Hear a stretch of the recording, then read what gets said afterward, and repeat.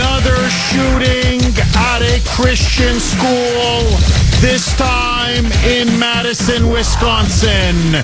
Good morning, Kuhner country. Okay, my friends, we don't yet know the motive, although the picture is getting a little bit clearer now. But again, another Christian school, and Christian students, Christian teachers, Christian faculty and staff have been targeted in another horrific shooting. And as I said, this time it wasn't Nashville, Tennessee. If you remember, that was last year, where a transgender assassin shooter attacked a Christian school in Nashville. This time it was all the way up north in Madison, Wisconsin. Here is now the absolute latest. And there's no question, the story is tragic. It is one of the biggest stories in the country, and it is gripping people everywhere for obvious reasons. A 15-year-old student, initially the media reported 17, wasn't even 17.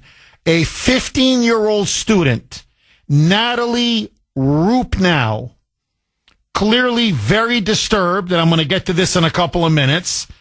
A student at the school, apparently was a recent transfer, walked into the school with, according to police, a 9mm pistol, a handgun, that apparently she purchased or was purchased for her 15th birthday. And then she walked into the school. No school resource officers, no police were there no campus police, no metal detectors, and just before 11 a.m. at a study session. Now, it's either in a classroom or in a library. I'm getting conflicting reports, but whatever it was in a room in which there were people from different grades. And then the carnage began. She walked in, and apparently, according to what witnesses are now describing, very coolly, very calmly, almost exhibiting no emotion whatsoever. Boom, boom, boom, boom. And they were like fish in a barrel. It was person shot after person shot after person shot.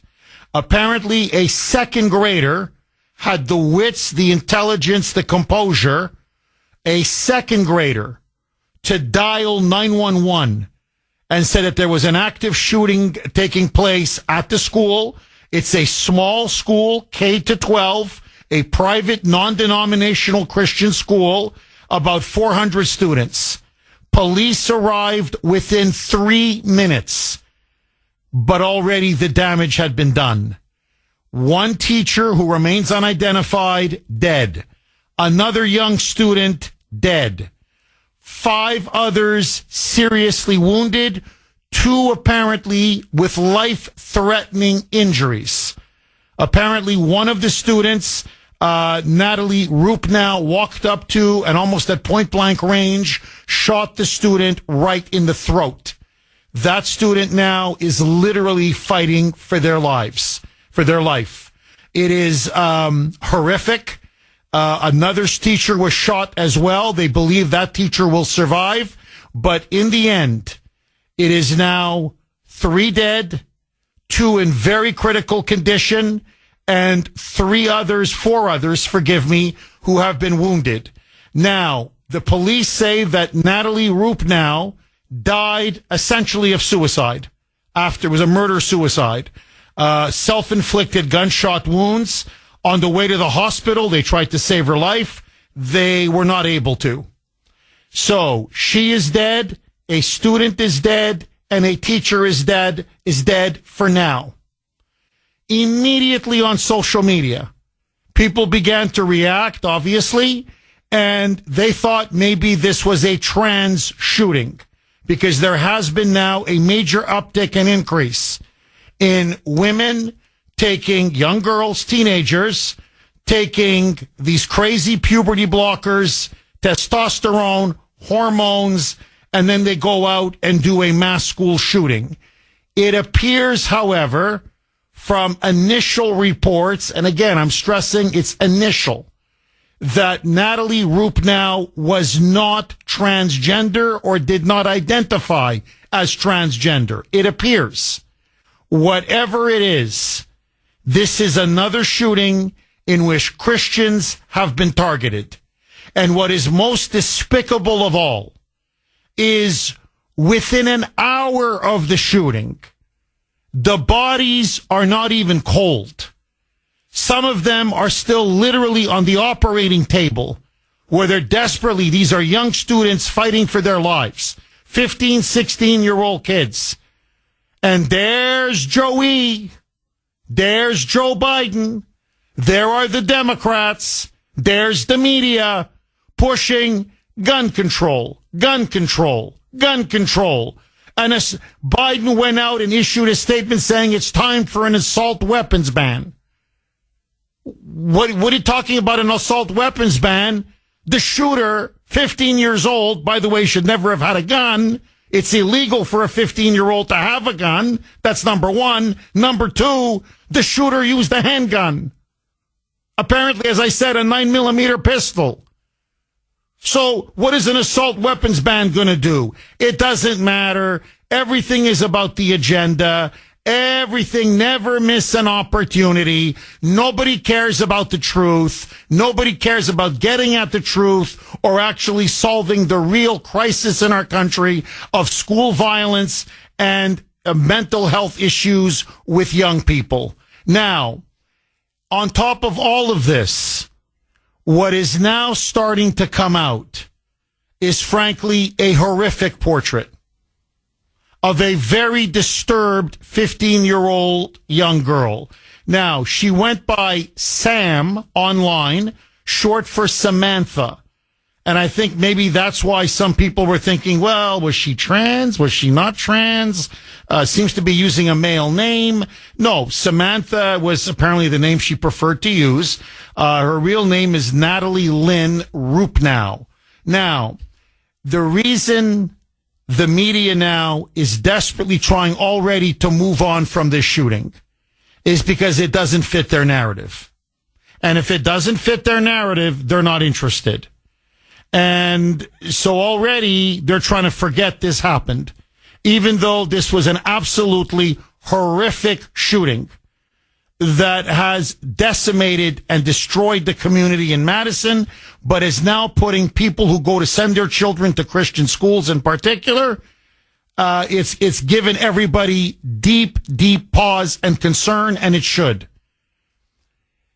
There is a manifesto. The police say it hasn't been verified or corroborated. And I want to stress it has yet to be fully corroborated. However, Andy Ngo, who is a very good journalist, I trust Andy. I trust his reporting. He has been right in the past many, many times. Andy Ngo managed to get a hold of this manifesto. Again, has yet to be corroborated that it belongs to Rupnow, but it appears from all indications that it is. What it paints is a very disturbing portrait. And you have to ask yourself, how is it that a 15-year-old girl, and that's what she was, a young teenage girl, could hate men this much? According to the manifesto, according to people that knew her at the school, she was a radical feminist. And what I mean by a radical feminist is someone who loathed and hated men. In fact, loathed and hated men to such a degree that in her alleged manifesto, she went on and on about the only way, quote unquote, for women to be free and to advance is for all men, young, elderly, doesn't matter, need to be wiped off the face of the earth. In other words, she embraced such a radical feminist worldview, such a radical feminist philosophy, that she convinced herself that the only way to have women's rights and women's liberation and for women to advance and for women to finally, according to her, be free of oppression was if all men were murdered and wiped off the planet. Now, police are trying to claim we don't know the motive for this killing. Well, there's your motive. I mean, A, the girl is a whack job. And two, this is what the kind of leftist brainwashing and indoctrination is leading to our schools. It is radicalizing young kids.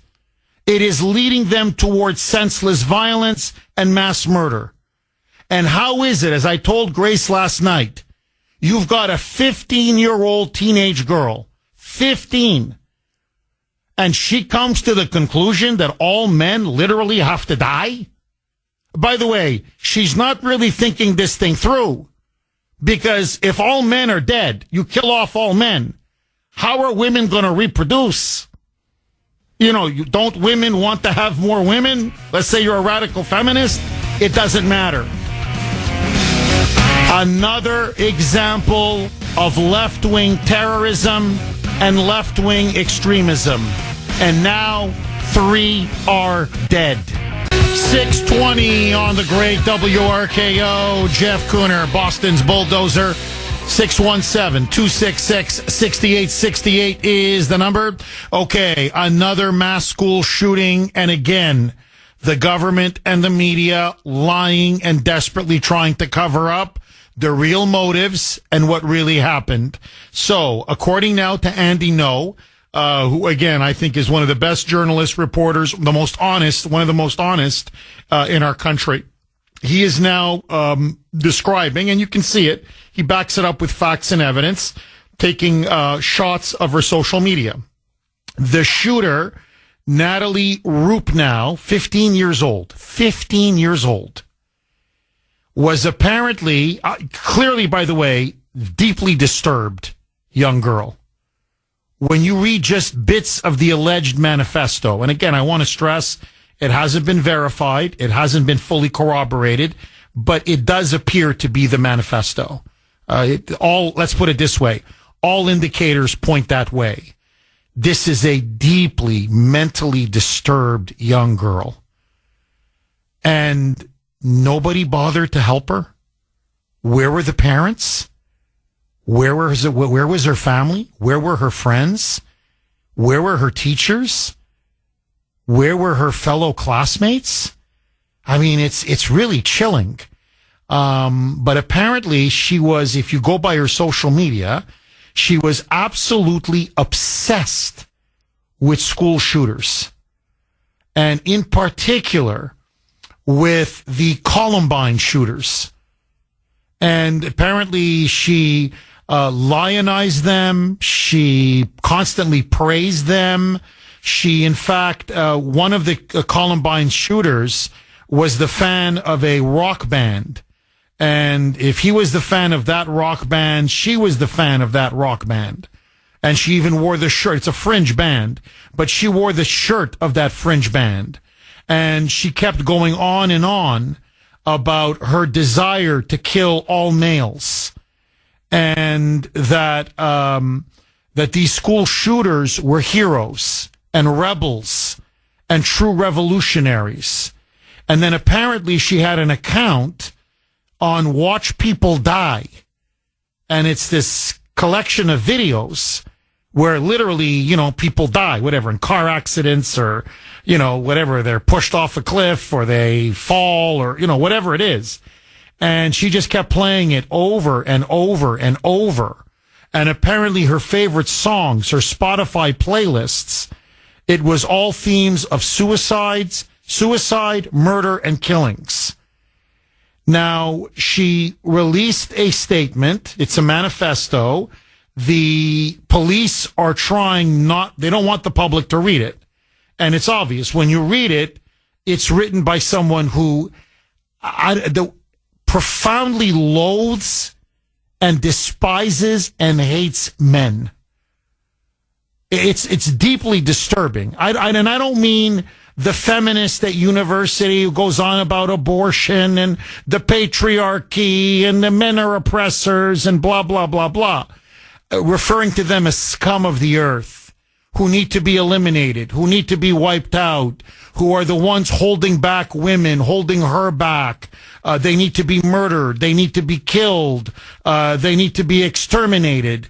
I mean, you read this and you're like, you are one sick puppy. You have serious mental health issues.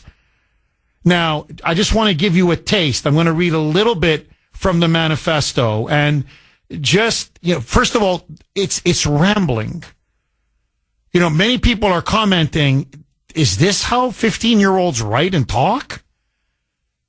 First of all, the grammar is non-existent, but there's no logic. There's no structure. It's just from one point to the other to the other. It's completely incoherent, and it's just rambling, and it's just hate, hate, hate, and more hate. So here's just a taste.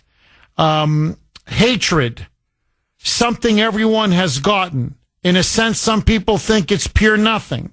But because of the hate they make, it ends up killing them without knowing it. Which go right ahead, I don't mind, but kind of do at the same time. You are just simply nothing but scum to this world, or to even think about. Nobody should want you or your body in any way. What? This is what I mean. And it goes on. Humanity is a filth. This is part of it. Humanity humanity is filth, and I don't like filth, nor want to live in it, nor should anyone else. And I know it follows me, and how it has followed me, and will follow everyone because of how the world is run. There were so many things I wanted to do as a kid, yet I can't. These are sentences. These are sentences following sentences. I'm not just pulling excerpts. I mean, this is a paragraph. There are so many things I wanted to do as a kid, yet I can admit I was afraid of the other kids. And also even with my own parents. But I don't even trust them. And at that age as well, I didn't, and I never will. My parents are scum. There is nothing that will save them to make me think good of them ever again. No family is ever to trust, and to never trust society. There is two people and only two people I will trust. One partially, and one I would never doubt. But doesn't mention who the person is. My point is, it goes on and on and on in this vein.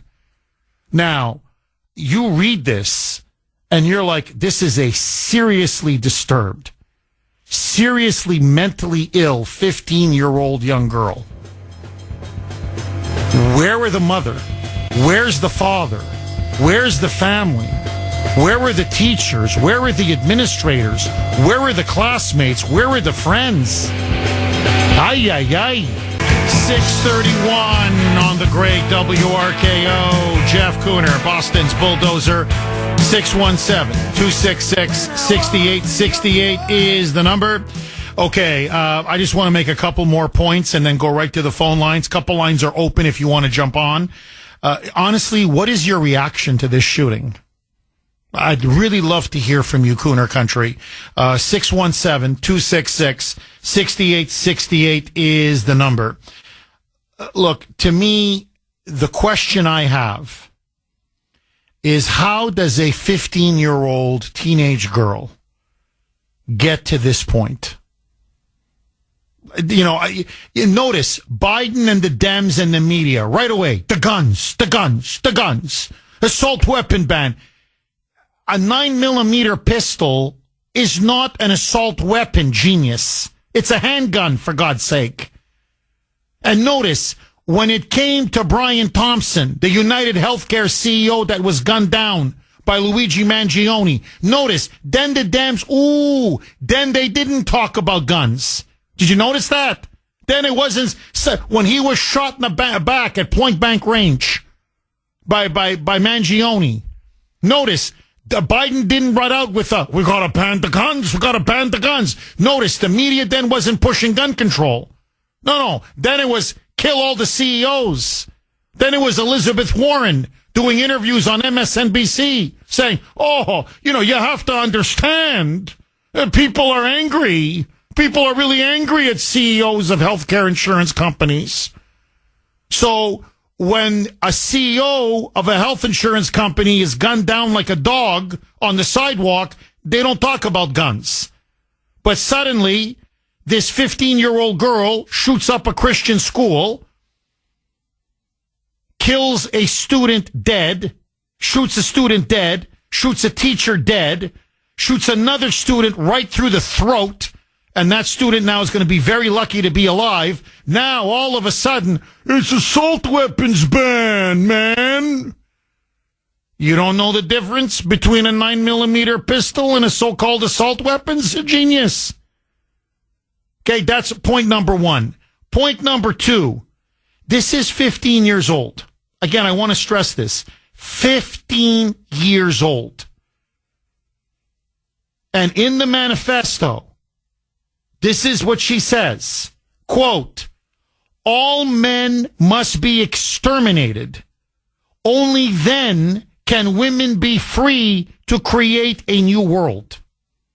I mean, it goes on, and much of it is, as I said, rambling, incoherent, but humanity is scum, according to her, and filth. And everybody around her is scum and filth.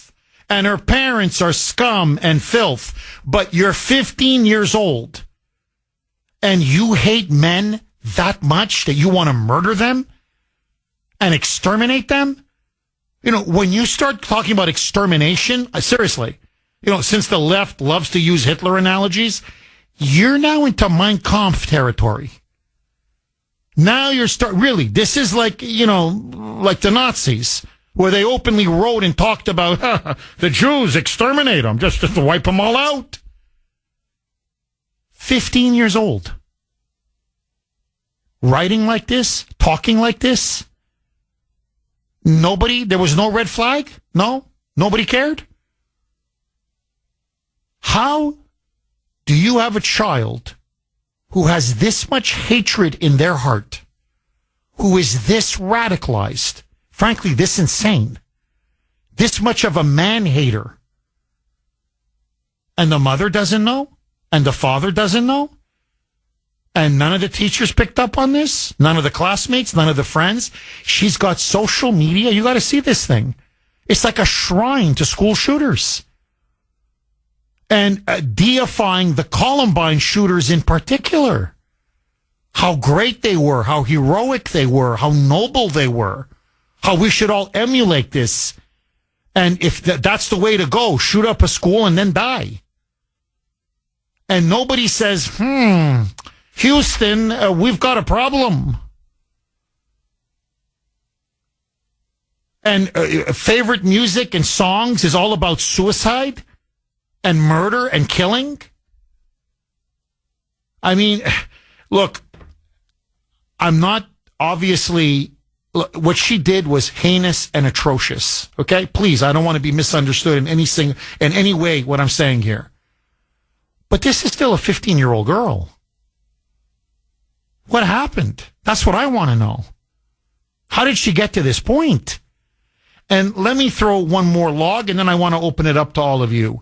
617-266-6868 is the number. We're starting to see now a new phenomenon in the United States, in the West in general, but especially here in America, which is women as shooters, as mass murderers. Women now increasingly becoming school shooters. I know there was one in 1979 in California. I understand it's very much an anomaly. It's very rare, or it used to be very rare. Most school shooters tend to be, boys, males, men. It's very rare to see young teenage girls. Audrey Hale was 17. This one, Natalie Rupnow, is 15. 15. And you walk into a school, point blank range, boom, boom, boom, boom, boom, boom, and you start massacring people?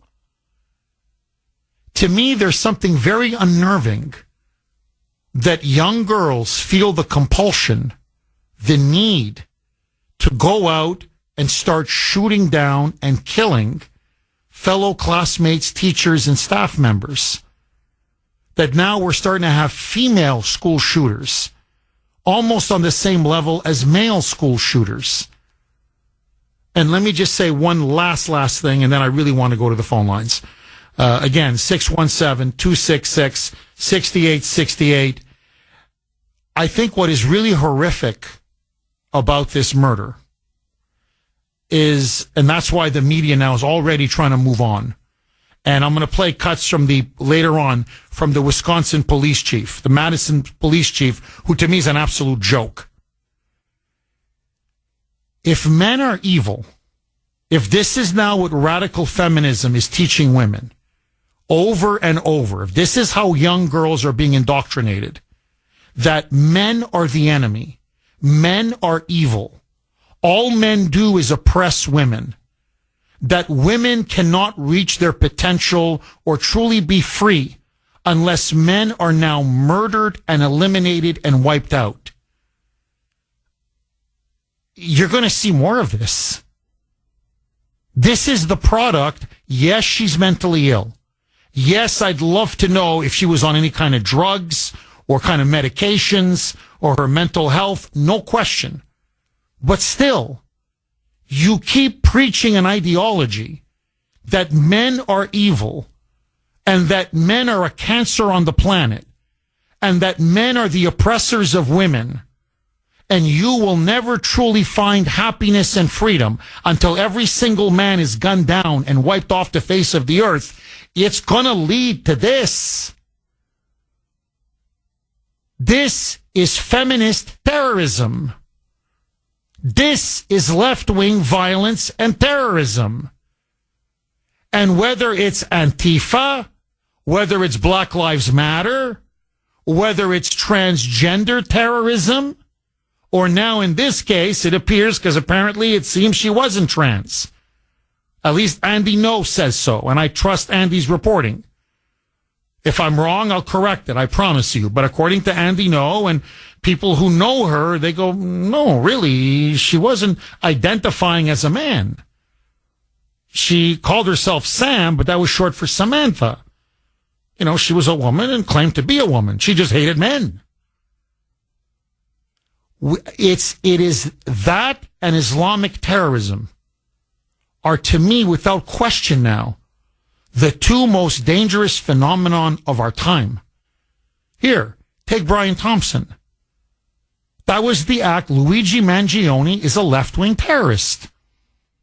He openly says it. I'm an anti-capitalist. I struck a blow against corporate America and against for-profit healthcare CEOs, and that's why I shot him dead. And the left is praising it. In fact, they're playing games on social media. Who you want to be the next CEO to be murdered? So what we are starting to see now, and once this genie is out of the bottle, it's very hard to put it back in. A radicalized extreme left that increasingly resorts to violence and nihilism in order to achieve their goals. And the media, rather than reporting on the truth so we can stem this, nip this in the bud, you have a police chief, you have a media who keep telling us, well, the motives don't really matter. Oh, who cares? Let's move on. If it was done for racist reasons, that manifesto would be everywhere. White supremacist reasons, that would be everywhere. If this was a conservative shooter, or God forbid a MAGA shooter, this would be wall-to-wall coverage. But because this was done by a radical feminist who said it's time to rid the world of men and exterminate them, and then she acted on it, suddenly there's nothing to see here. Your reaction next. 649 on the great WRKO. Jeff Kuhner, Boston's Bulldozer. 617-266-6868 is the number. Massacre at a Christian school, a K-12 Christian school in Madison, Wisconsin. shocking the conscience of our nation. And many of you are texting the Kuhner man. 70470 is the text line. 70470. Jeff, keep your child away from social media. It is absolutely toxic. And I agree with many of you. Really, it's toxic. And how you can radicalize a young girl to this extent, to this degree, it's almost unfathomable. So let me ask you, what do you make of this now latest school shooting, apparently by a radical feminist, a 15-year-old girl, teenage girl? And is gun control the answer? Or is there something very sick in our culture that we are refusing to deal with and confront? 617-266-6868. Lines are jammed. Angelo in Rockland. Thanks for holding, Angelo, and welcome. Hey, Jeff. Merry Christmas, Kwanzaa, and Happy Hanukkah to everybody. If I missed anybody, God bless everybody. Merry Christmas. Merry Christmas and Happy New Year. All the best to your family, Angelo. Thank you, Jeff. Those poor families that lost their loved ones, and I don't know, maybe, not that I don't know, but this is the indoctrination at its finest. This is what their goal is, and they achieved their goal with this poor young girl who really wasn't, on the right page, and they knew that, and they took advantage of her, and she's one of their soldiers, and that's terrible. This wokeness is it's very bad for the country. Look at our military with the drones. They have the woke approach with the balloon. They're coming into our country. They're spying, whatever. Let's say those are our drones. They're so woke they won't admit it. I mean, show a little backbone. Throw an F-15 in the ears. Blaze the sky. Show a little support for the people. They are so out of control. It's unbelievable. Thank God, MAGA and all the minorities and everybody even the people that aren't U.S. citizens voted for Trump because they don't want to live in a world with this wokeness and this new world order that they're trying to force down our throats. Well, wake up, everybody, because you did. We still have a long fight. Hold your fist and just do what we're doing, and the country will come back. It's just those poor families. I couldn't imagine what they have to go through. It's just so terrible. But that's what I have to say. Angelo, Jeff, look, thank you. I think you hit the nail on the head. It's wokeness. This woke culture now is literally killing us. It's literally now it's starting to literally kill us. And you brainwash, you indoctrinate, you radicalize these young people. And, some of them are mentally ill, and they take these ideas to their logical extreme. And that's what this girl did. Her teachers kept telling her, and the culture keeps telling her, The Handmaid's Tale, and on. They just keep indoctrinating, especially young girls. Men are the enemy. Boys are the enemy. And, Angelo, really, this is one of the few times I wish my son would call in. I normally don't like my family to, outside of my wife, obviously, who comes on every Wednesday, but I don't like to have my kids be involved in the show. But this is the one very few time I wish, few times that he would call. Because he always tells, we're having dinner, and he'll just say, Daddy, I don't know what's wrong with a lot of girls at school. I go, what do you mean, Ashton? He goes, well, it's like they don't like boys. He says, Daddy, they're hard. They're cold. They're aggressive. They are always being told that somehow we're bad or we're oppressing them. And he says a lot of my male friends are really turned off. Like, they're like, don't talk to these girls because they'll try to get us in trouble. Like, they don't like us. And they're like, what did we do to them? And every time you talk to them, we're oppressing them. We're sexist. We're misogynistic. And we're like, we haven't said anything to you. We haven't done anything. So clearly they're being taught from a very young age to hate the opposite sex, to hate boys, to hate men, that, men are evil, toxic masculinity, that being masculine is somehow, it's a sickness. It's a disease, and to stay away from it. And the boys are really starting to resent it. And when I was talking about this shooting last night, Ashton was just shaking his head and he said, Daddy, you know, that there was a lot of, when I was saying about, you know, men need to be exterminated and this is how women should be free. He goes, Daddy, I can't tell you how many girls I hear say that all the time. Not exterminated, but men are bad. And if men aren't put in their place, women just can't achieve what they want to achieve. And my son and all of his friends are absolutely bewildered. Where does this male hatred come from? They're like, what did we do to them? Nothing. Angelo, thank you very, very much for that call. I really appreciate it. Dave in Pennsylvania, our Western PA correspondent. How are you, Dave?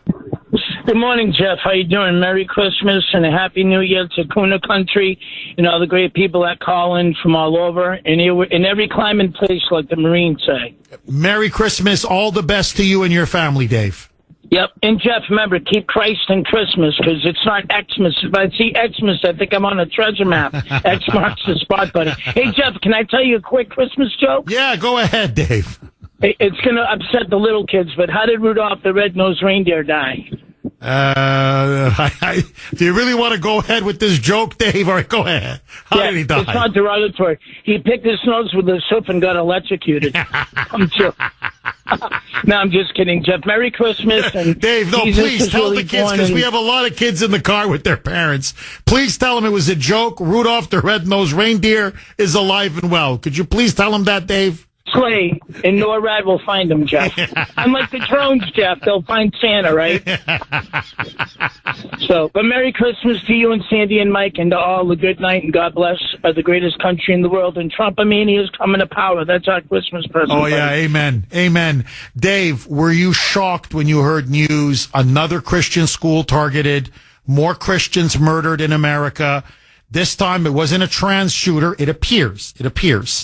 But a radicalized feminist, a teenage girl. What say you? What say me, Jeff? I don't hear the media putting the real responsibility where it lays at the parents.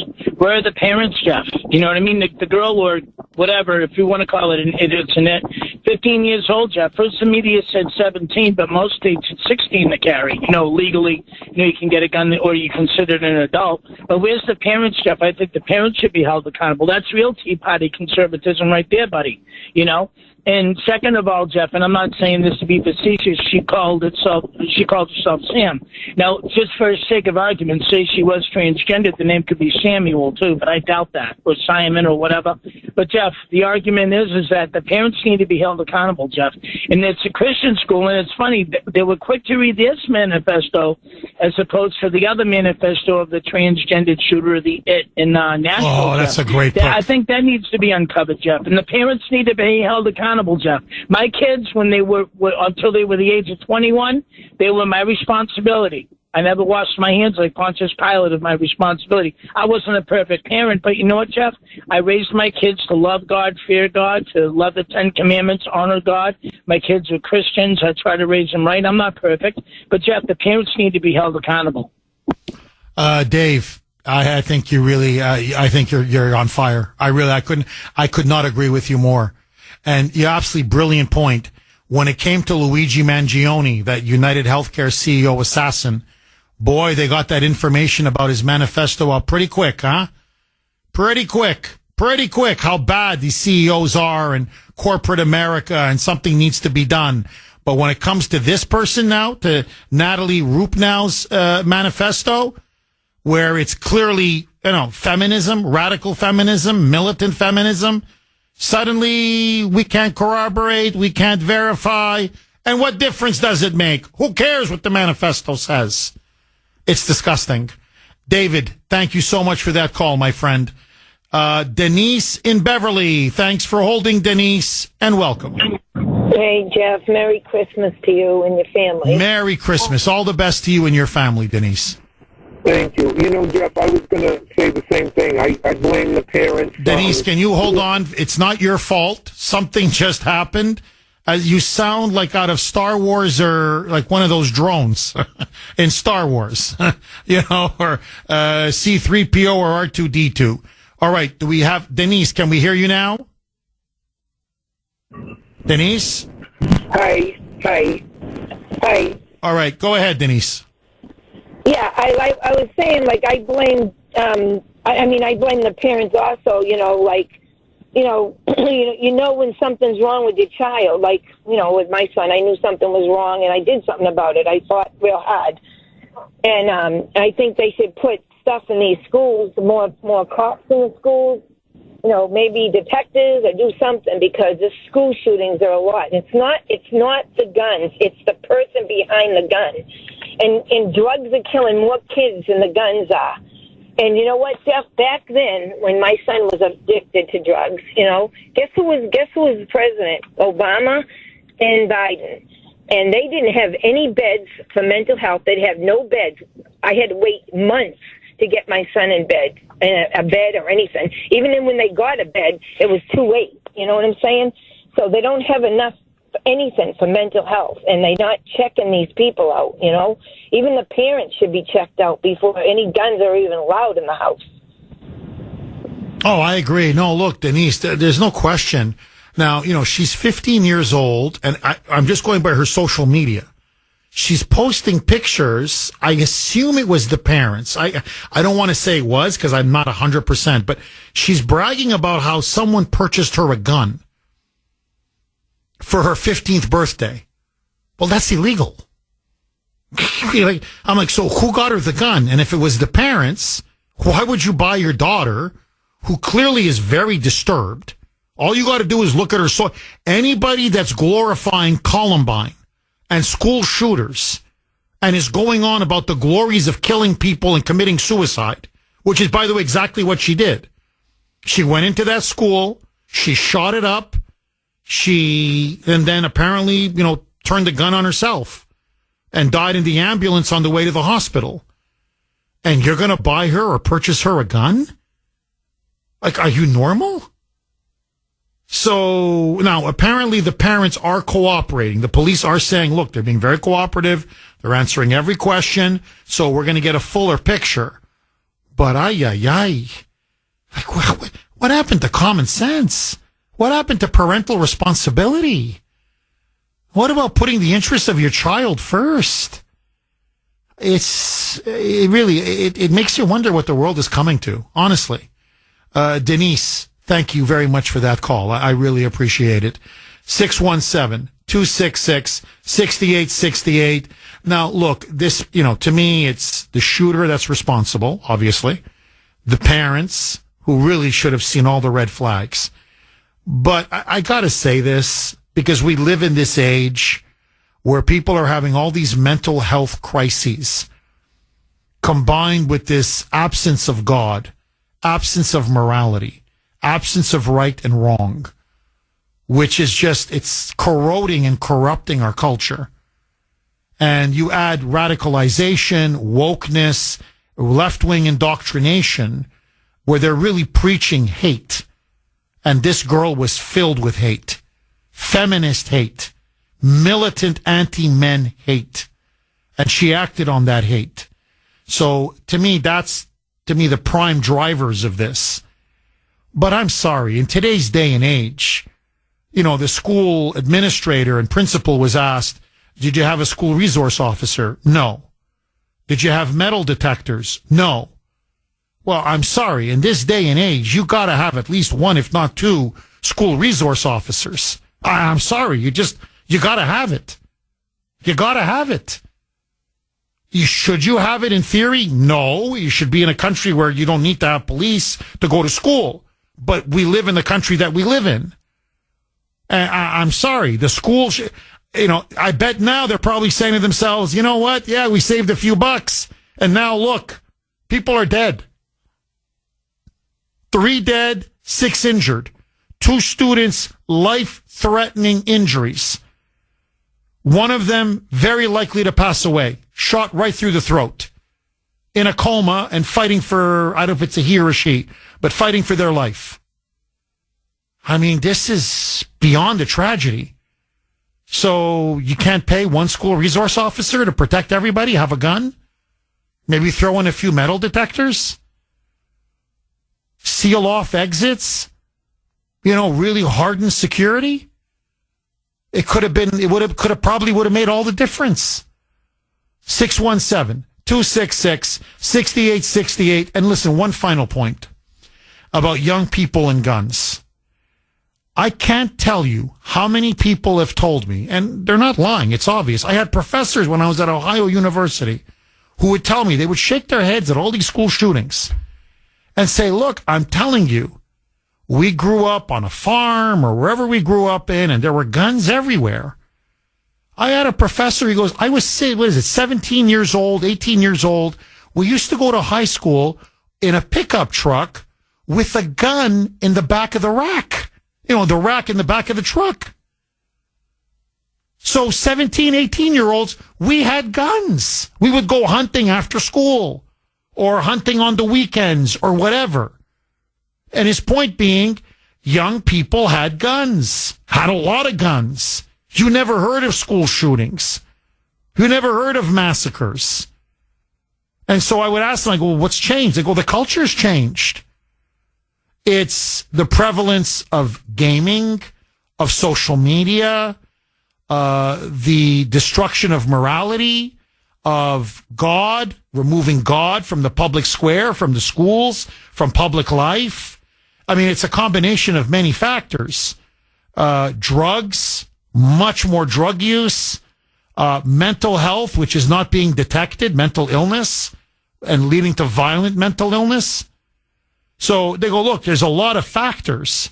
They go, but I'm telling you, we grew up and my parents grew up and they were 16, 17, 18 years old. They had shotguns. They had handguns. He goes, I had a big shotgun and right in the back of my pickup truck in the rack, and so did my friends. And we went to high school, and after school we'd go hunting or nothing. But on the weekends we'd go hunting, but the shotgun was right there. Nobody thought of taking the gun off the rack and going into school and shooting the place up and writing a manifesto about how all humanity is filth and everybody's filth and I don't want to live anymore. So I want to kill as many people as possible. And all men must be exterminated so women can be free. So let me go in there and, start shooting people and killing them. Shoot them in the throat. Like he goes, I'm telling you, that didn't happen 40, 50. We had other problems, but we didn't have that problem. Peter in Millis. Thanks for holding, Peter, and welcome. Good morning, Jeff. Hi, Peter. Everyone's making great points about the shooter, but I'd like to add something. I feel almost every single mass shooter is probably taking some kind of psychiatric medications also. And a known side effect of these things are homicidal and suicidal thoughts. The disclaimers for on advertisements for drugs, and you see it right on television, will say it right at the bottom that these drugs can cause that kind of a side effect for people. Now, I'm not saying it affects everyone, but enough of people are affected by it that I believe it's a contributing factor to these shootings. Oh, I agree. I completely agree. I've been talking about this for years. And that's another thing that's changed, Peter. When I mean drugs, I don't mean, cocaine or heroin or whatever. I'm talking, medications. Okay. Look here, Ava, okay, my wonderful daughter, nothing like this, obviously, but has ADHD. A lot of kids do, combined with dyslexia. So she struggles at school. She just can't, read the board, and it takes her time. So she gets frustrated. Anyway, so we brought her in to see her pediatrician.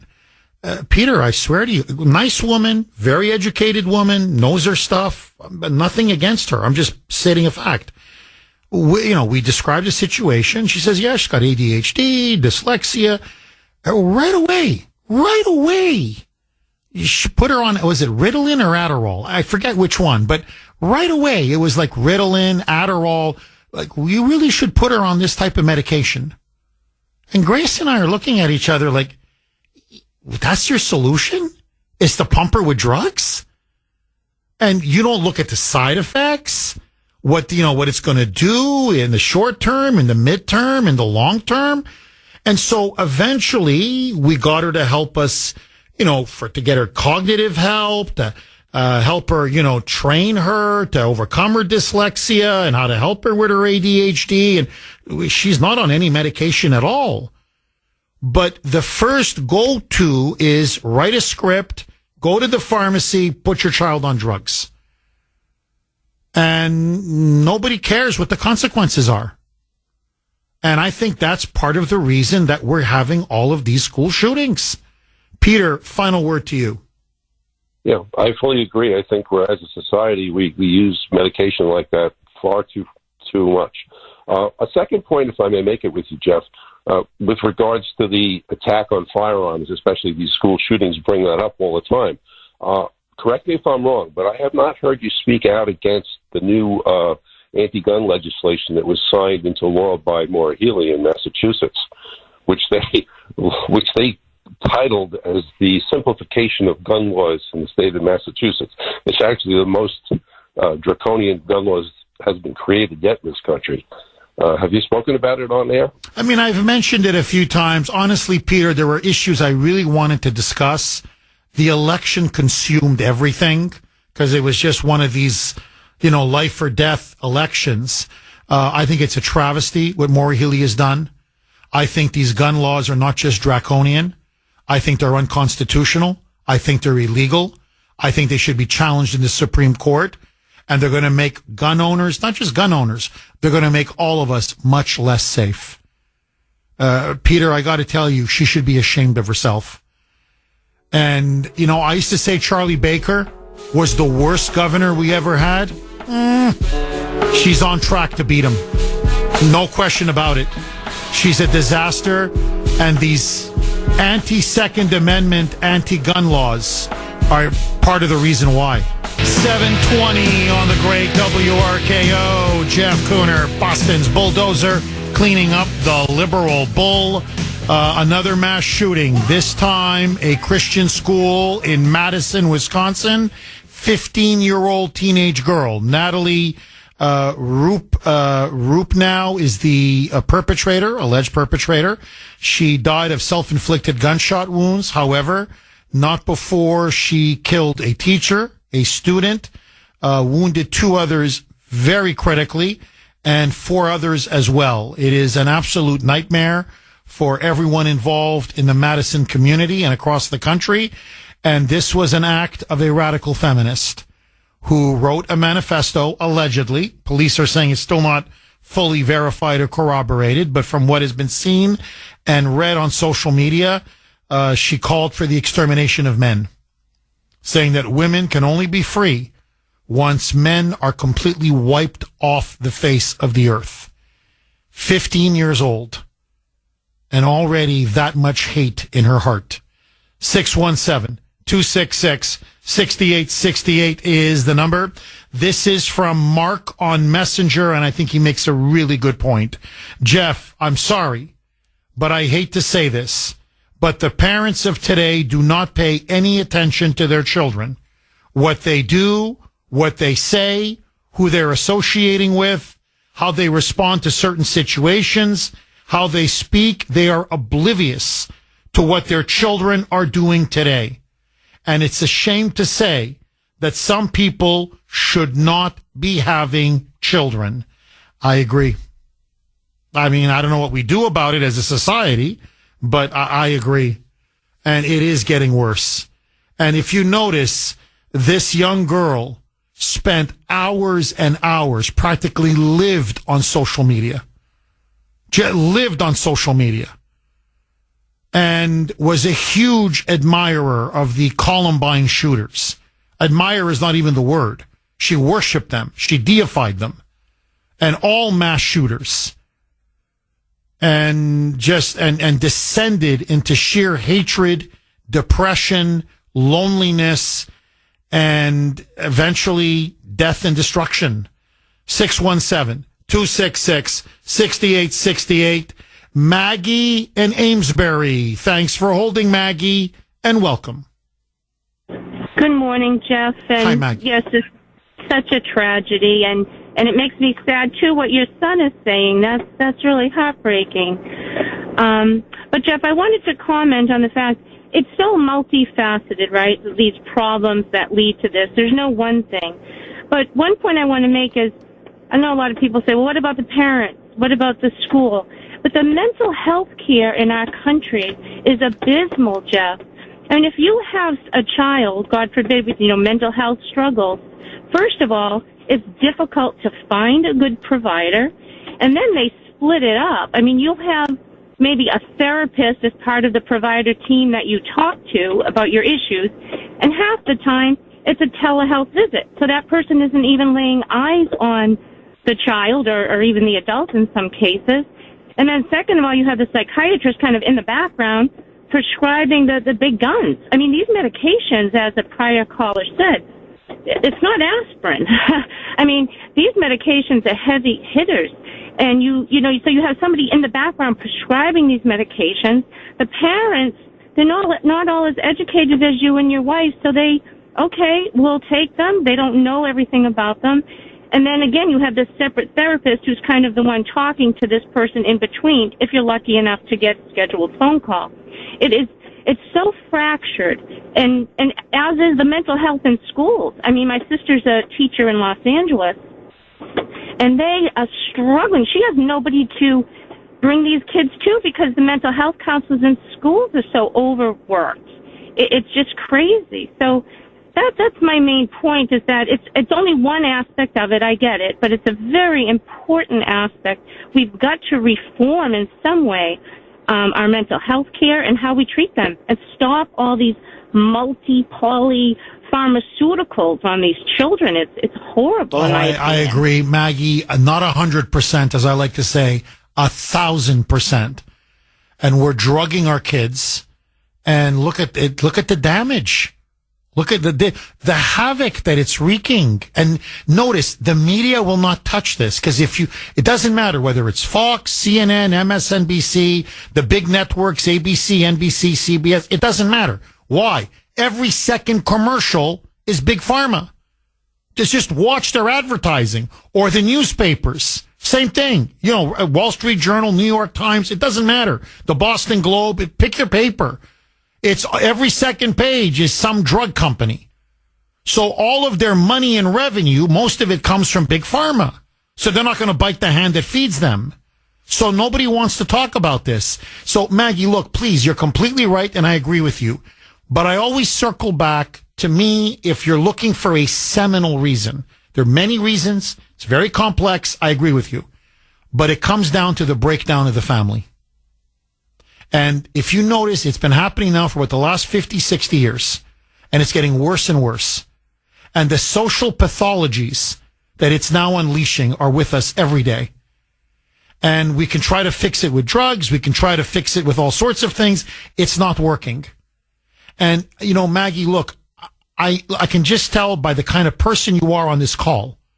If you had a son or daughter at 15, you wouldn't allow them to spend 6, 8, 10 hours a day on social media. If they started saying, I want to imitate the Columbine shooters, Mommy, I want to go up and shoot up a school, you'd say, my God, my daughter or my son needs help. Mommy, all men need to be exterminated so women like us can be free. You'd say, whoa. You know what? We got to have a talk. Nothing happened in this case. The parents failed the child. 7:31 on the great WRKO. Jeff Kuhner, liberalism's worst nightmare, baby. 617-266-6868. Okay, in exactly 29 minutes, we're going to have Jessica Vaughn on from the Center for Immigration Studies. Must listen to radio. Trust me when I tell you this. She is going to tell us exactly what President Trump and Tom Homan have in store for the country when it comes to mass deportations, what their plan is, and what the resistance is going to try to do. People like Governor Healy or Michelle Wu here in this state, or Gavin Newsom in California, or Pritzker in Illinois, what they're going to try to do to block and defy these deportations, and what the Trump administration or the incoming administration is going to do when they're faced with this kind of mass resistance. It's a must listen to interview. She's going to be on at 8 o'clock sharp. 617-266-6868. This is from 603. Jeff, more lives are taken by the poisonous ideology of American leftism, which, by the way, originates from the Democrat Party, i.e. the party of death. One contradiction I see with this 15-year-old girl, the shooter, is that she idolized the Columbine shooters, yet she hated men. Weren't the Columbine shooters all young men? I guess they get a free pass. That's a really good point. That's a very good point. In fact, most of the school shooters that she was deifying, and deifying is the only word, or idolizing, were all men.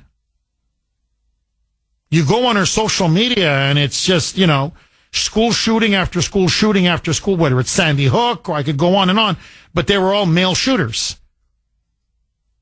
But she's a radical feminist who wants to exterminate all men because all men are evil, even though she glorifies and celebrates male school shooters.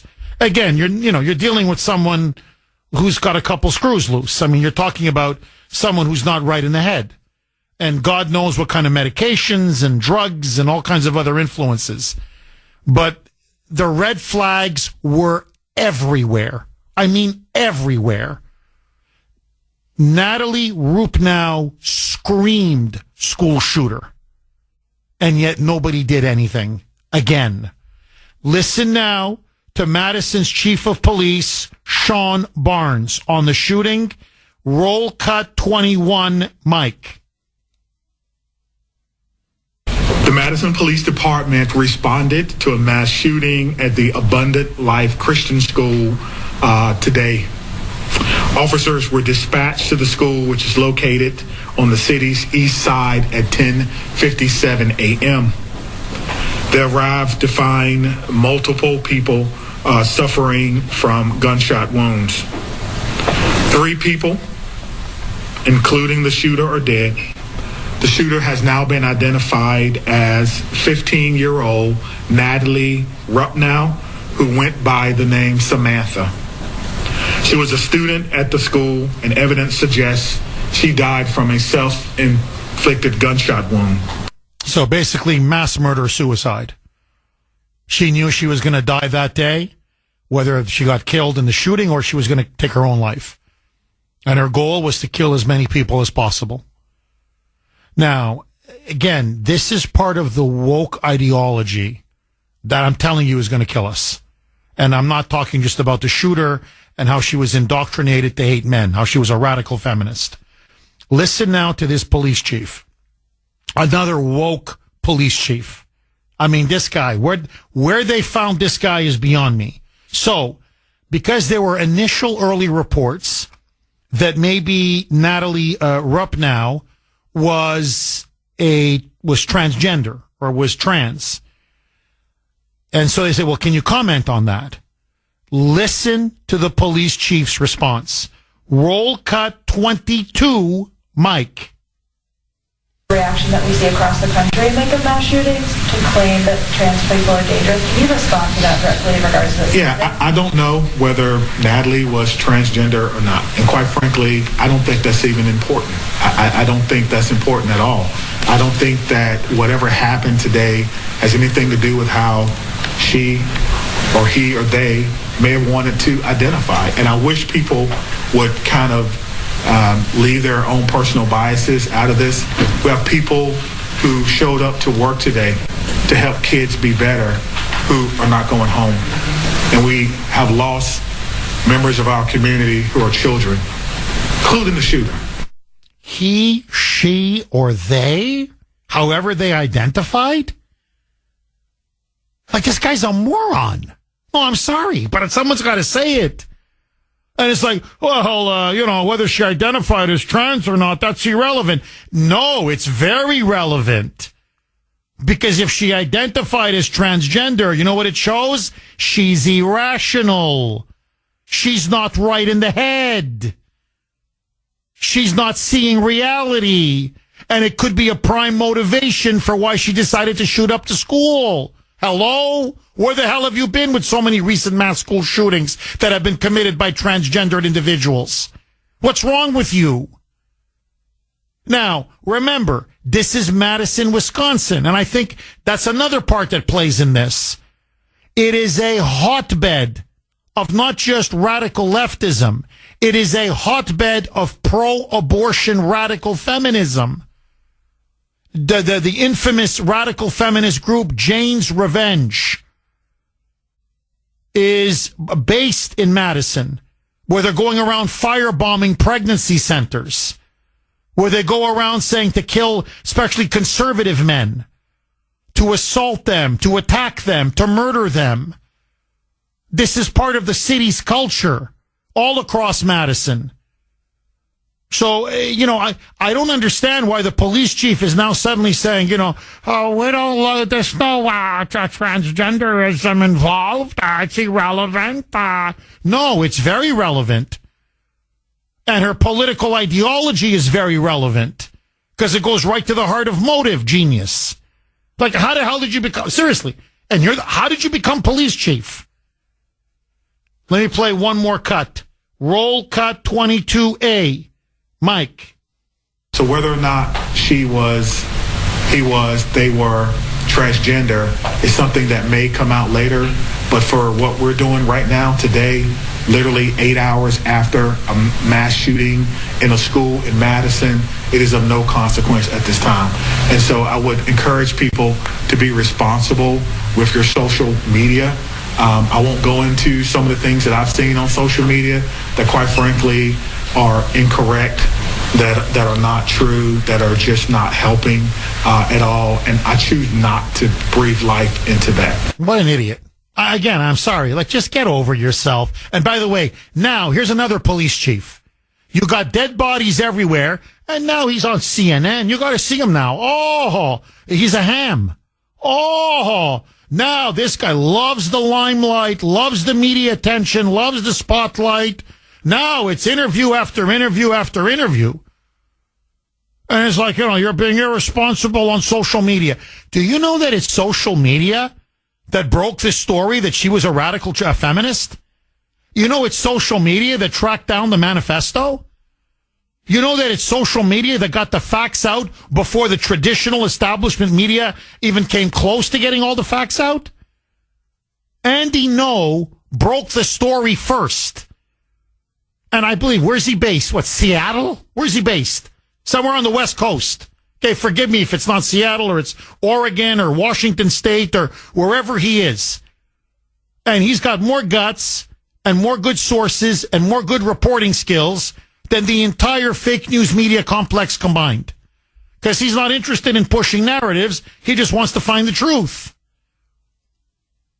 So all this, I'm so social media, I'm not going to give it any I'm not going to give it any credence. No, I'm so woke. I'm so he, she, they, it doesn't matter. Well, if she thought she was multiple people, don't you think that goes to state of mind, genius? Don't you think it goes to motive, genius? Don't you think it realizes maybe we're talking about somebody who's not operating with a full deck? No? Hello? No? How can one person be multiple people? No? Hello? No? Go. Maybe you should go back to the police academy. This is what I mean. And we're going to find the facts from this guy? They're already trying to bury the story and the motivation for the murder. And it's barely 8 hours after the murder's taken place. They're still fighting for their lives in the hospital. And these guys are worried about how they're going to spin it. And how to make sure it's quote unquote politically correct. Because we're so woke, we don't want to offend anybody. That's what's killing this country. I'm telling you. Where you put ideology over reality. Ideology over truth. Ideology over people. Ideology over experience. 617-266-7610. 6868. Okay, I want to load up on the calls, take all of them after this break. What do you make now of this latest school shooting? And again, Biden and the Democrats politicize it by saying they want an assault weapons ban, even though a handgun was used. All of your calls next. 750 on the great WRKO. Jeff Kuhner, Boston's Bulldozer. 617-266-6868 is the number. Okay, in just 10 minutes, you're going to want to hear this interview. Trust me.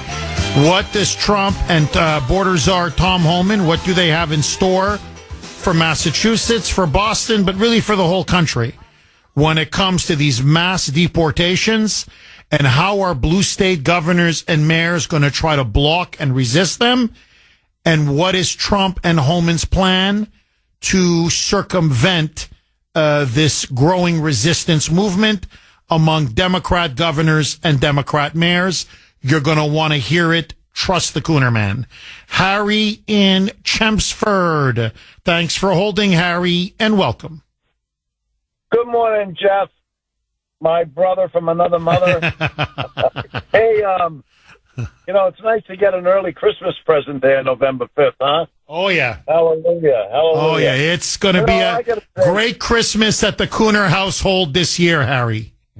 Yeah, I got to say, I feel bad about all this for the life that was taken, and I'm speaking about the girl that's the shooter.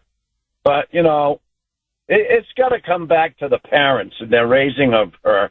My parents, when I was growing up, were like, who, what, why, when, where? And not just where my feet went. They were involved with where my head went. They wanted to know, and sitting down like for a meal at a table a couple of times a week, we'd get out to talking, a little more in depth about how I'm growing up emotionally and mentally and spiritually. Parents were concerned with that stuff back in my day. I'm 64 years old. So and I don't see too many younger parents in church nowadays. It's all us older people or nobody. I feel bad about that. This country's gone down the tubes when it comes to growing spiritually and having godlike principles to live by. So shame on the parents. I'm going to say it. I feel bad they lost their daughter, but you know what? Shame on them. They had no involvement in her life. That's just a sad thing to see happen. My daughter, I'm sure it upset my daughter growing up, but and then she had relationships with men, and she loves men, and you know what? The first two of them hurt her real bad, and she's in a new one now where they're living the American dream. They bought a house, they're happy, and you know what? She still loves men. So, but for a girl that twisted to have the feelings that she had about males and killing people, and where were her parents? And I want to see the person that gave that little girl a handgun. I want to see them strung up by their bootstraps. Harry, I'm with you. I'm with you on every single point, really. Look, I mean, who buys a 15-year-old girl a gun? That's number one. Number two, you're dead on. Number two, look, again, not that Grace and I are perfect, far from it. No parent is. But we know what our kids are up to. Again, I always say this to people. You're not their friend. You're their parents. You're their authority figures. You're their father and mother. Stick your nose in their affairs. It's okay. They can call you whatever names they want. Hey, when you get them through college or whatever, you get them through high school and they're into their early 20s, you're like, hey, you know what? You're safe, you're sound, you're healthy, you're normal, you're well-adjusted child. Believe me, they'll thank you then. So, look, I think, Harry, what's starting to happen, if we're all being honest with ourselves, TV has become a substitute for parenting. The computer, the laptop, social media, the internet has become a substitute for parenting. So just throw, Jimmy or Jenny or who are in this case Natalie or Samantha, as she called herself. Just throw Samantha in front of the computer and don't ask questions. Who cares? Well, what's she doing there for 5, 6, 7, 8 hours a day? Nobody knows. Nobody cares. And that's the problem. To the point, think about this. Look, I liked AC/DC when I was a teenager. I had my rebellious phase. We're not talking that. We're talking about, I love the Columbine shooters. I love everything about the Columbine shooters. I want to grow up to be the Columbine shooters. My obsession, my dream, my fantasy is to shoot up a school. And it's not just Columbine. It's Sandy Hook. It's Uvalde. It's Parkland. You look at her Facebook page. It's every school shooter this woman is glorifying and deifying. Like something is seriously wrong there. And then going on about we have to exterminate all men. What? You're 15 years old and you're talking about murdering all men? And mommy and daddy don't have a clue? Or worse, they did have a clue and they did nothing? And look, Harry, if we're being honest, where were the teachers? I don't want to blame the victims here. I know they've been through an incredibly traumatic, horrific event. But it's not just, obviously she was manifesting this at school. Nobody said anything? Nobody did anything? No teachers, no principal, no friends, no classmates? Everybody plays deaf, dumb, and stupid? That's our problem. Every time we have a school shooting, there is red flag after red flag after red flag. And no, it's willful blindness. Everybody deliberately turns a blind eye until it's too late. Harry, Merry Christmas. All the best to you and your family. But you're completely right. It goes back to parenting 101. It's not that parents have to be perfect. I'm not perfect. Grace is not perfect. My parents weren't perfect. But you've got to be there. Look, if we're honest with each other, parenting is hard work. It's work. It's not fun. It's very rewarding. It's very fulfilling, ultimately. But it's a lot of work. Nobody wants to put in the work anymore. That's the problem. Is it B or Bia? Forgive me. B. Okay, B in New Hampshire. Thanks for holding, B, and welcome. Okay, a couple things. My niece, her son, who was 11 years old, was in school, and the teacher asked them what they were most afraid of when they grew up. He put his hand up, and she called on him, and he said not being able to find a wife. And she said, why? And he said, because they're all lesbians. And she said, what? And he got in trouble for that. His mother was called to the school. And he said, no, it's true. All the girls in my class hate boys. And he said, well, she asked me a question. I just answered her honestly. And he got in trouble for that. But he said all the girls in his age range hate boys. And that's what they were being taught, was to hate boys. Another thing, this girl, with regard to her getting the gun, I believe the parents, of course, should be held responsible. First of all, she's 15 years old, and that's illegal. Second of all, we have so many mental issues, and gender identity disorder is a disorder. And until they start treating it like that, we're going to be experiencing these types of things. And that was all I really had to say. Well, look, Bia, everything you said is 100% true, 1,000% true, as I like to say.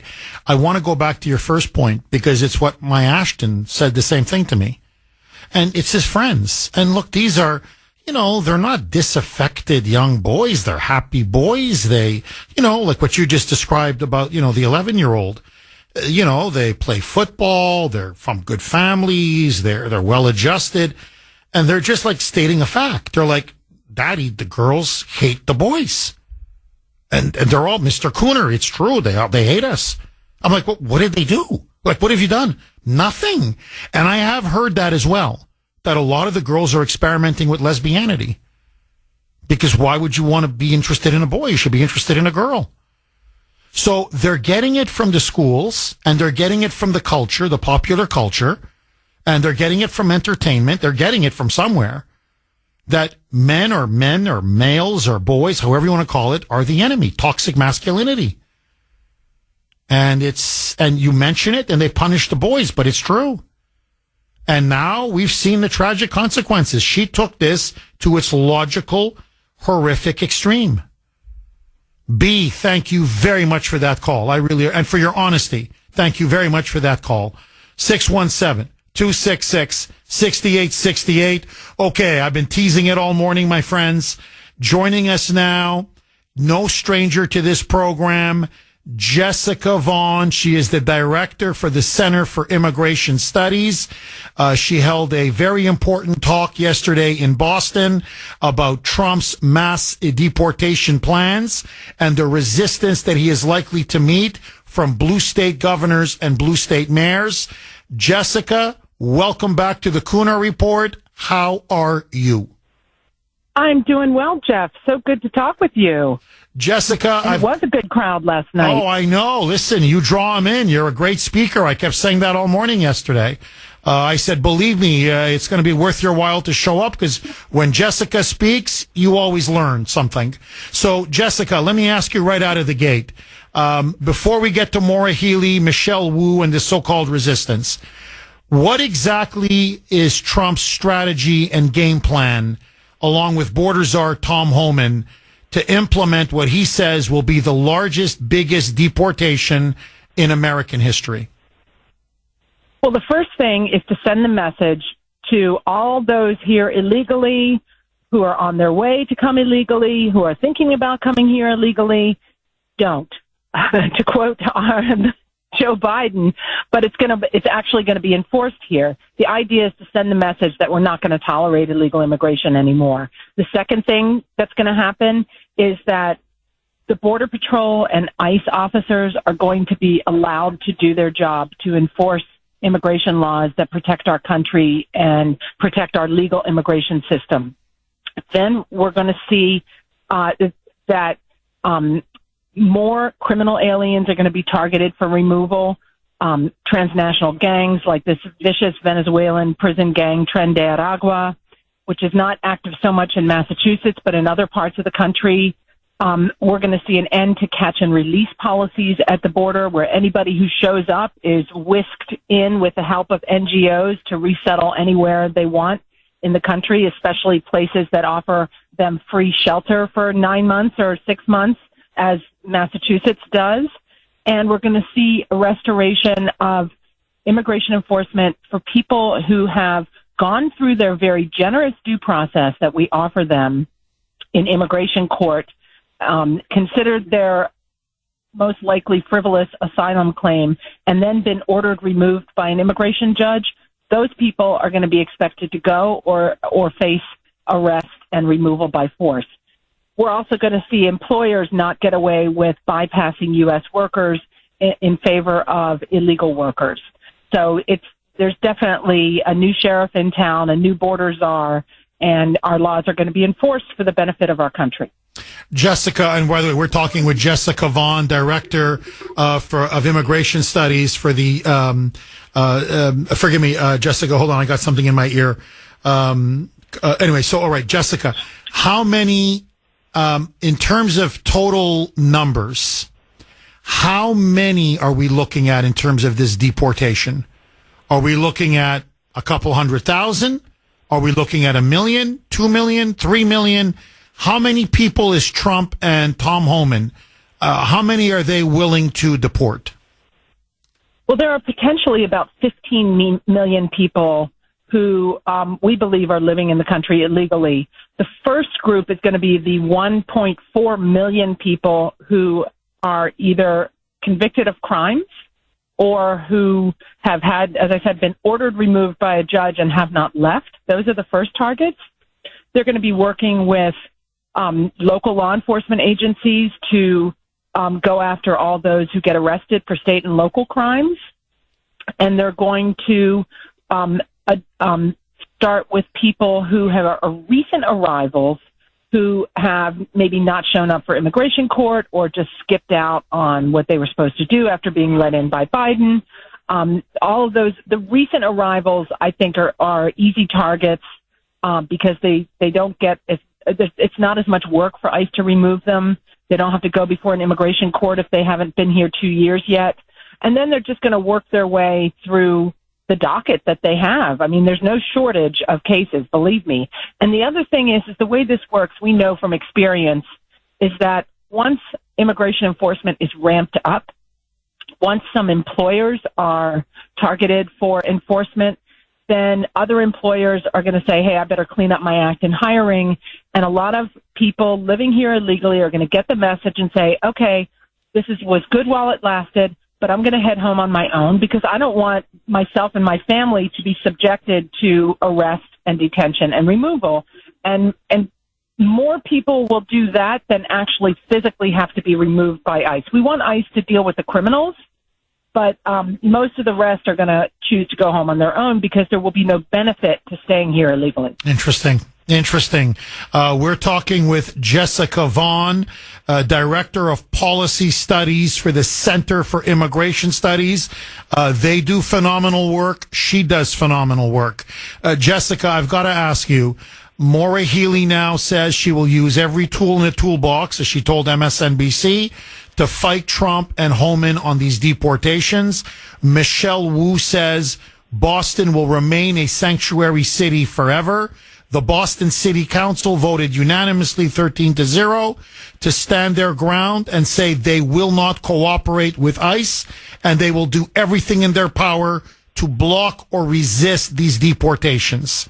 What can they do? What will they do? Well, they're going to use taxpayer money to file lawsuits. They're going to issue ordinances to tell local police that they can't cooperate with ICE. And they are going to try to send a message to illegal aliens in the community that they'll be protected. But there's only so much they can do to protect them because ICE is not going to stop doing its job. They'll be obstructed somewhat from doing their job in places like Natick and Newton now that are considering these ordinances and the dozen or so Massachusetts cities and towns that already have them. But I believe what we're also going to see is Congress and the Trump administration try to impose some penalties on these localities, the ones that really cling hard to the sanctuary policies, and say, look, if you're going to do that, then you're not going to be able to receive any federal funding for law enforcement programs and potentially face lawsuits because of the consequences of people who are victimized when criminal aliens are released. I think also that citizens in these communities are going to push back on this and say, why? Why are you doing this? ICE is going after the criminals primarily. That's what ICE is looking for in terms of cooperation. They just want to be able to get criminal aliens out of the jails. They're enforcing our laws. And legal immigrants want to see this as well. They're the ones often victimized by people who are protected by sanctuaries. So there are things that can be done. Some of them are going to cling to it as long as they can, but eventually it's going to come back on them. ICE is not going to be stopped. ICE is just going to have to do it in a way that is more visible and probably upsetting to the community when they have to go out in public and make arrests. That's not ideal. I hope that these sanctuary leaders will sit down with Tom Homan and take the time to understand who the targets are, why it's being done, and why it's important to the community. And I hope that citizens will speak up and say, look, this is ridiculous. It's harming the community to have these sanctuary policies. It's nothing but a political gesture. So, they need to feel some heat from voters as well. Jessica, we've got about a couple minutes left. How far do you think, let's just take Boston Mayor Michelle Wu, how far is she willing to go to stand up and block and resist ICE? How far is Maura Healey, the governor, willing to go? Are they willing to risk losing federal funds? Are they willing to risk, going to jail, obstructing justice? As Tom Homan said, aiding and abetting illegal aliens is a crime. He pointed to the specific statute. How far are they willing to go? And not to put you on the spot, but should some of these leaders, these sanctuary city mayors or governors, should they be put in jail if they're obstructing justice or obstructing ICE? If they are going as far as the sanctuary judge, Shelley Joseph, who's been, sanctioned by, or is facing sanctions by the State Judicial Commission on Ethics, if then potentially they can be prosecuted. I don't think that they can. There has to be a specific fact pattern of specifically shielding individual criminal aliens wanted by ICE for them to actually arrest these lawmakers. They can't be arrested for having policies or pushing laws, but they can face consequences if they personally or through their actions are shielding specific individuals that ICE was seeking. I think that the Trump administration is going to be looking for some jurisdictions to make an example of, the way they did with now disgraced Judge Shelley Joseph when she let that criminal alien out of her courtroom so he wouldn't be arrested by ICE. They will prosecute individuals like that who do specific actions, but to act against a jurisdiction, I think it's going to have to take the form of sanctions, withholding funding, because under our Constitution, the 10th Amendment, the federal government can't force state and local governments to do its work for them, but they can make it uncomfortable. And that's what they're going to look to do. And they're going to try talking to them also, trying to talk some reason into them. I think they see this as some cause they're willing to become a martyr over. But I don't see Maura Healey opening up her personal home to illegal aliens. Oh, I agree. I agree. Jessica, we've got 30 seconds left. Where can people find more of your work and find out what's happening with Trump and what these blue state governors and mayors are planning to do? Is there a website they can go to? Yes, everything we do is on our website at CIS.org. CIS.org, CIS.org. We have been talking with Jessica Vaughn, Director of Policy Studies for the Center for Immigration Studies. Jessica, as always, dynamite, and thank you. 8:20 on the great WRKO. Jeff Kuhner, Boston's Bulldozer. 617-266-6868 is the number. Okay, let me ask all of you. It is the Kuhner Country poll question of the day, sponsored by Mario's. Mario's Quality Roofing, Siding, and Windows. And Kuhner Country, I'd like as many of you to vote as possible, because I think it's going to determine in some ways how the Trump administration or the incoming administration is going to react and respond to the sanctuary cities and sanctuary states that are going to try to defy his mass deportations. In other words, what's the most effective tool to deal with them? So here is the poll question of the day. What do you think is the most effective way to punish the sanctuary cities that now vow to block and resist Trump's mass deportations of illegal aliens? What's the most effective way to punish them? A, arrest the mayor. B, cut federal funds. I mean, I know ideally people are going to say, well, Jeff, we want to do both. I understand that. But what do you think is the most effective way to deal with these sanctuary cities? Say, take the Moonbat mayor of Denver, who now says he's going to form a human shield, literally with 100,000 other residents, Moonbats, and physically prevent ICE from even coming into the jurisdiction of Denver in order to start deporting these violent, convicted criminal illegals. Or the mayor of Los Angeles, or the crazy mayor of Chicago, Brandon Johnson, has said we will resist.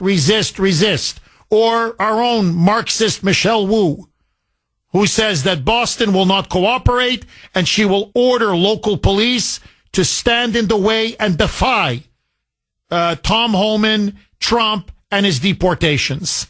So what's the most effective way to deal with them? A, arrest the mayor. B, cut federal funds. Personally, arrest the mayor. I'm telling you, it's time to make an example of these people, put them behind bars, and teach them a lesson. You want to defy federal immigration law? You want to coddle gangbangers, murderers, and rapists? You want to betray the public trust that has been given to you? Then you know what? You're going to spend some time in prison. I break the law, I go to jail. They break the law, they need to go to jail. But that's me. I want to hear from you. You can vote on our webpage, wrko.com/Kuhner, wrko.com/Kuhner, KUHN as in national ER. You can also vote via X, very active on X. My handle there, at the Kuhner Report, all one word, KUHN as in national ER. Now, I'm going to continue to take calls on the school shooting, but I do want to throw this log on the fire. Natick is now in the news. It's spreading. So while red states are welcoming this mass deportation, in places like California and Illinois, not New York, Eric Adams has done a 180. Kathy Hochul, maybe not a 180, but she's inviting and welcoming Trump, saying, clean out the gangbangers, clean out the murderers, the rapists, the child molesters, the criminal illegals. So New York is now breaking away from this so-called resistance. But not Massachusetts, not Illinois, not Chicago, not California. Anyway, here in Massachusetts, Natick, which is a little bit closer to my neck of the woods, basically a suburb of Boston, a distant suburb, but for those of you listening from around the country, it's a fairly well-to-do, upper middle class, I would say, suburb of Boston. Well, guess what now? They want to turn Natick into a sanctuary city.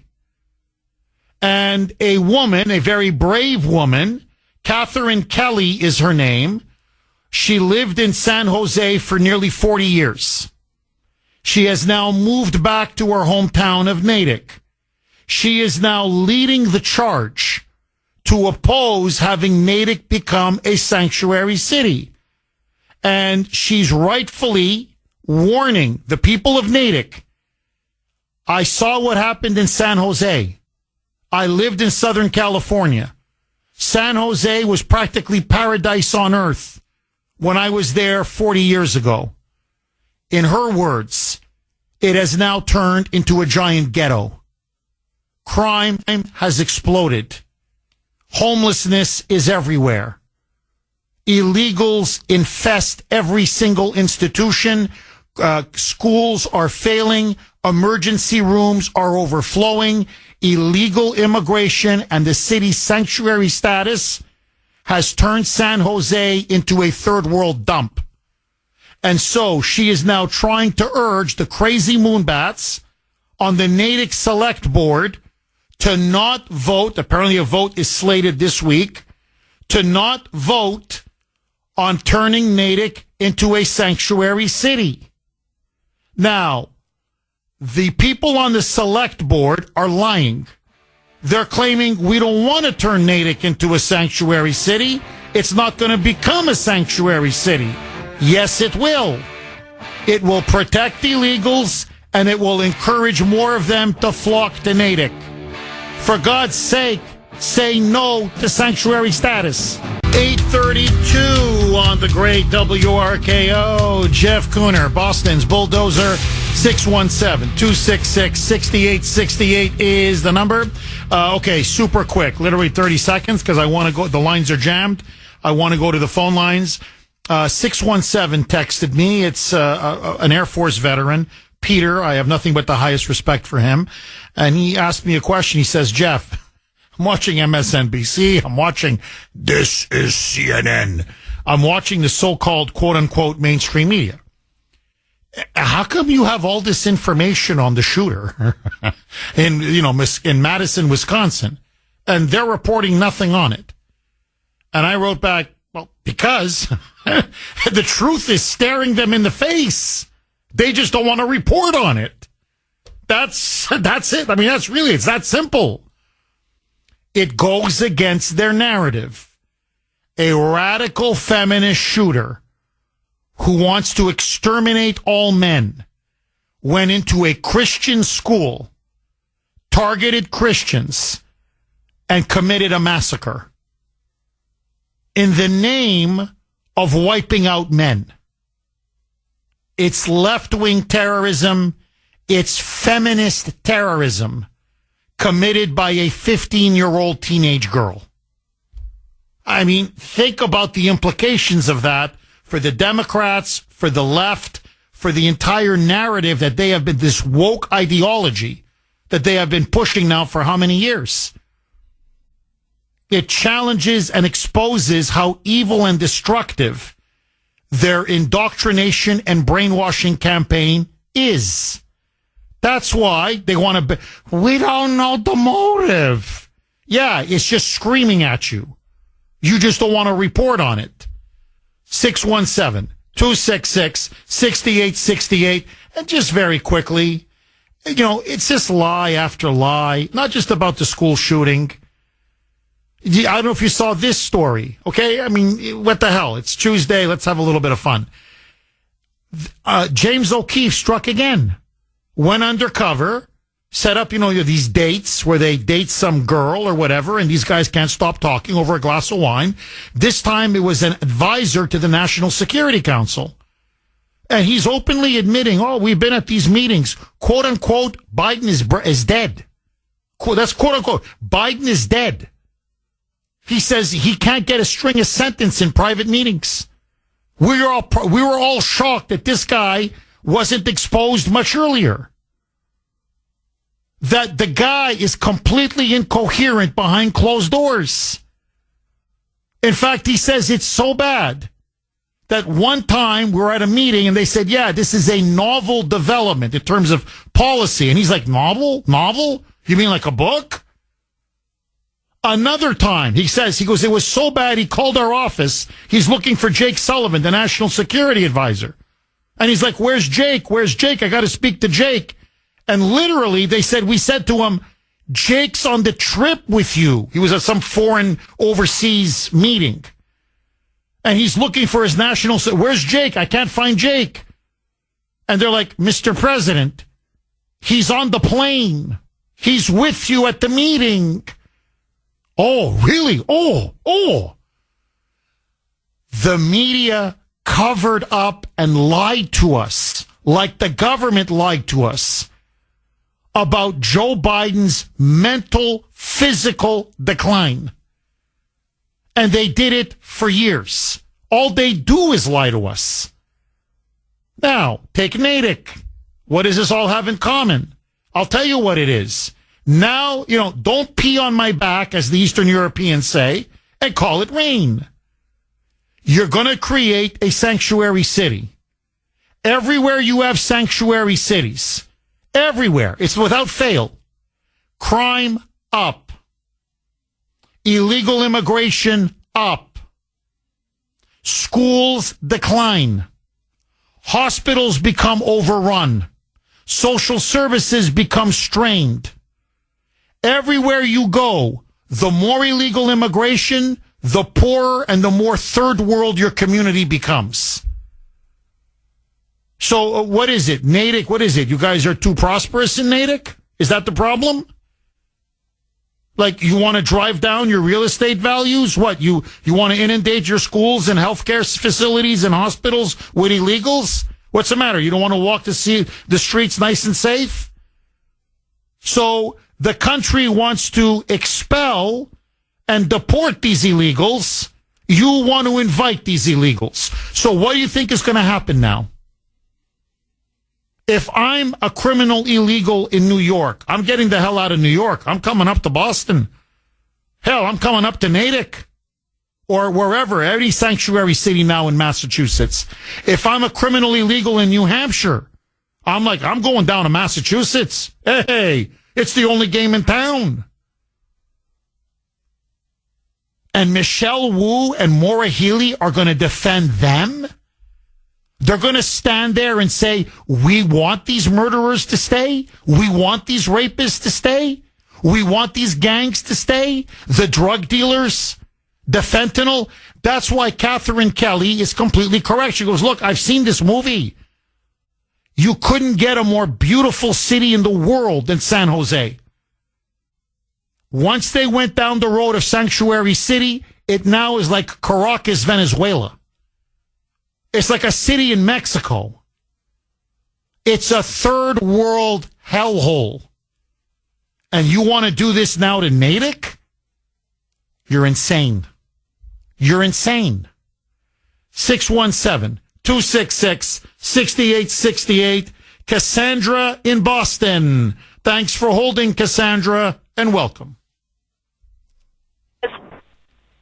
Thank you for allowing me to talk this morning. My thing is regarding the illegal issue that we have in this country. Because as myself, I am Haitian descent, but I am naturalized. And I came here at a very, very young age in my early teens. So, and this issue is very, very big in my community. Because a lot of parents, you know, when they left back in the 70s and 60s, so they brought their family up here. And one thing that was wrong with this administration, where they allow people to come for 2 years to work, and you're talking about over 100,000 of them, more than that, I would say, did come, plus other people from the border. And there's a lot of panic in the community because most of those people are with careers. They left Haiti due to the unrest that's going on in Haiti. No fault of their own. Like I've called on the show before and said, it is done by people from here, the U.S. government here, the Democratic Party, that a lot of Haitians used to think they're for them, and they're not. And the Clintons.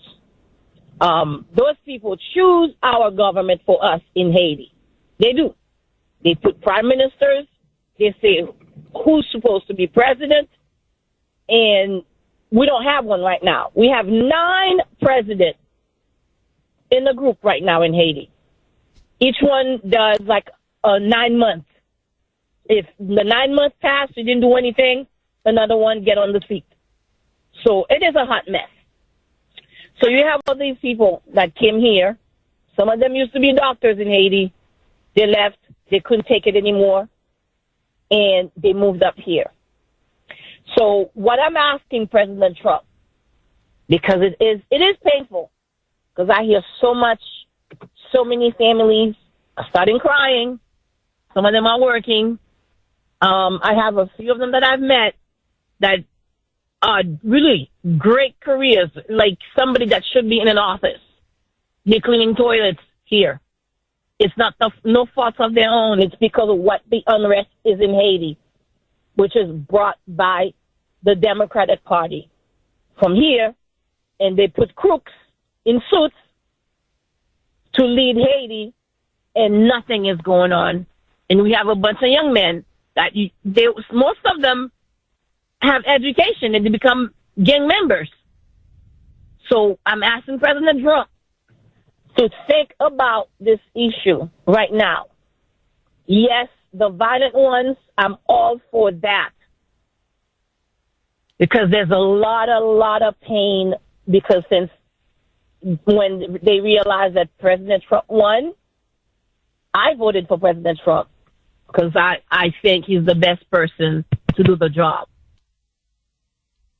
Well, Cassandra, look, I can't speak for Trump, but I can tell you this. Trump says we have to have a good heart and a good mind. And he says his mind says we're going to deport the dangerous, violent, illegal aliens. But his heart says he understands that there are people here that want to be Americans, are willing to work very hard, are working hard, and he says we can do something for these people. So I think, to be honest, I think he's going to be much more generous than people think. 850 on the great WRKO. Jeff Kuhner, Boston's Bulldozer. 617-266-6868 is the number. So just to very quickly wrap up with Cassandra, she's no longer on the air. Obviously, we dropped the call. But no, I know Cassandra's concerned about many Haitians. And I know Haitians because I grew up with them in Montreal, Canada. There's a lot of them up there. Very hardworking, very, very nice people. Honestly, they're salt of the earth. Look, I don't think Trump is going to be as draconian or as extreme as people think. I mean, he's going to hammer the violent criminal illegals. He's going to secure the border. I think he's going to go after people who've convicted or committed crimes or have been convicted of crimes here in the United States. He's also going to go after people who are abusing our welfare system. So, yes, there are going to be some serious deportations. But, Trump has repeatedly said, it's important to have a good head, but also to have a good heart. And so, Trump is not going to go out of his way to punish people for the sake of punishing them. So, look, I think the key is to drain these sanctuary cities, to defund them in particular. And I think if you defund them and you start going after these criminal gangs and the convicted criminals, you're going to see many, many people start to leave on their own. And you're going to break this resistance, and you're going to finally start seeing our country becoming a normal country again.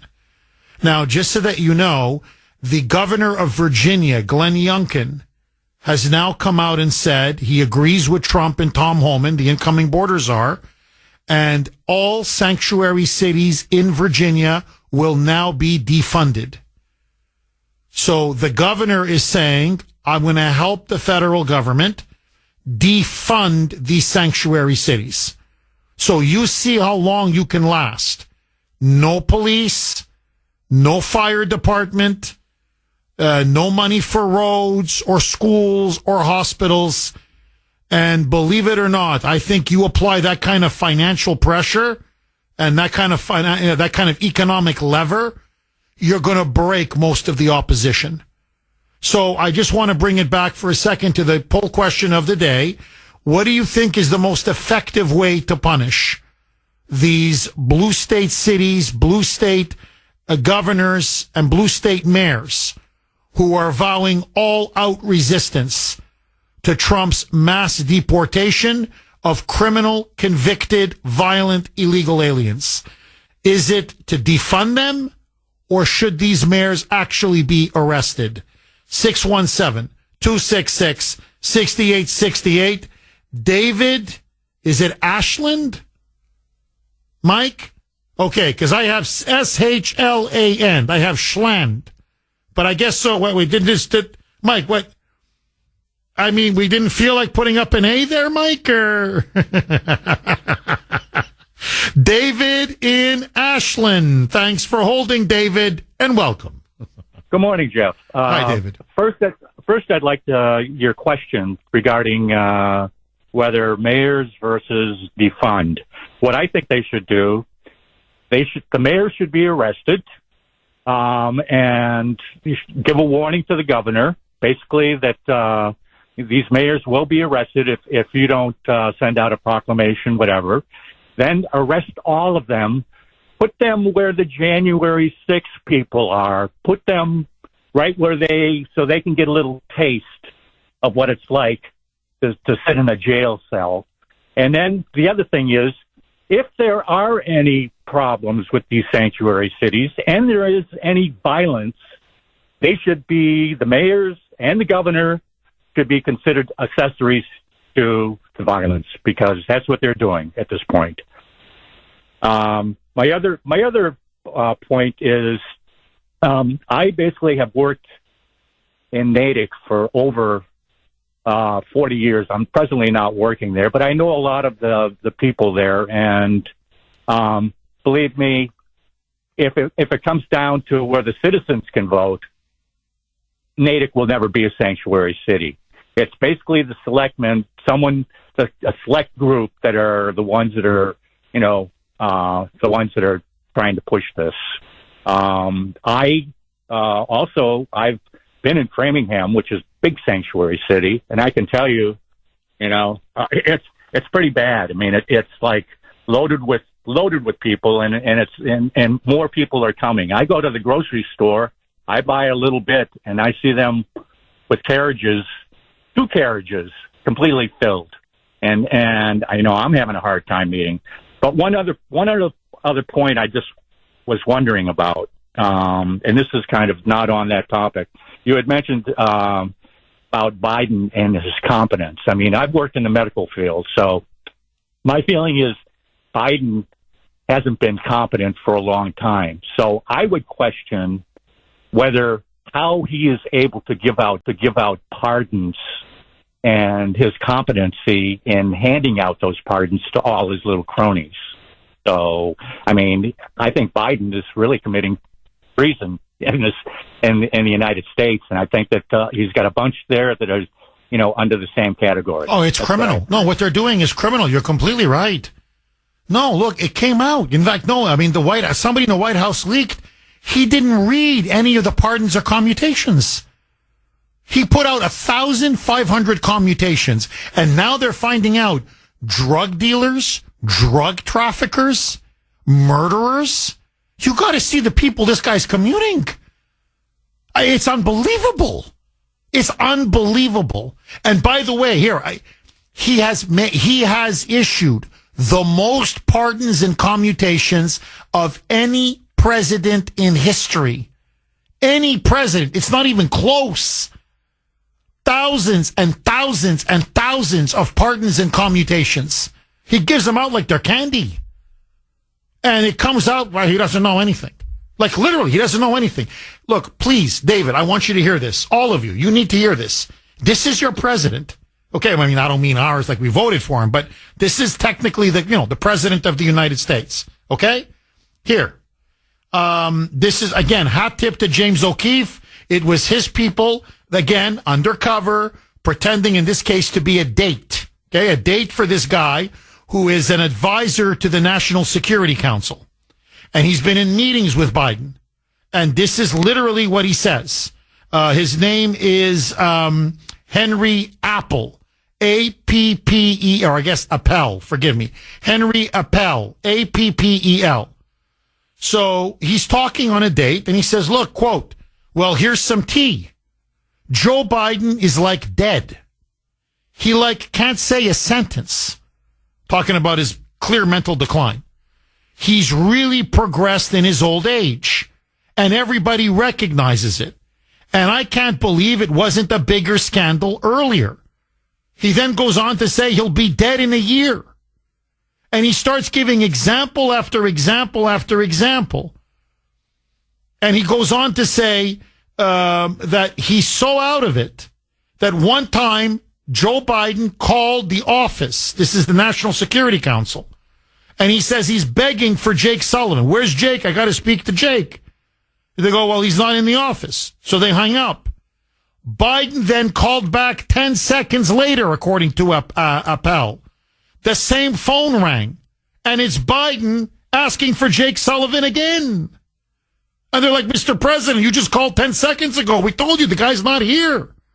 Then another time, he calls the NSC, looking again for Jake Sullivan, while Biden is on a trip abroad. And then he tells him, well, Mr. President, Jake Sullivan is with you on the trip. Like, why are you calling Washington? Literally, he's on Air Force One. He's on your plane. Oh, really? Oh, what? Yeah? Now, he says that was like a year ago that this happened. So that was last December. Last December. And he says, you don't understand. He's asleep in these meetings. He's asleep. And then he just wakes up. He's all like startled. What's going on? And he says, so one time, for example, we're talking about a new development in policy. So he said, this is a novel development. And he's right away, he's like, novel? You mean like what, a book? You guys are writing a book? According to Appel, listen to this, David. Biden's mental and cognitive decline was so obvious and so egregious. They said we were shocked at the NSC. This is the National Security Council. I mean, these are the guys that, as he said, we're running the war against Ukraine. Sorry, against Russia in Ukraine. Us and the CIA. Like, we're running this whole thing. We couldn't believe that the media covered up for his obvious decline all those years. That's the problem, David, in a nutshell. How is this guy able to give military orders? How is this guy able to escalate the war in Ukraine? How is this guy able to say, giving out foreign aid? How is this guy able to issue pardons and commutations? And all of this was criminally covered up by people in his administration and by the fake news media. Final word. And by the way, David, they wonder why the public doesn't believe them on these drones. Because all you've done is lie to us for the last 4 years. Lie after lie after lie after lie. Final word to you, David. Well, being in the medical field, I think what they should do is they should get his medical records that the other physician had. And then I think what they should do is they should do an immediate test on him after he leaves office.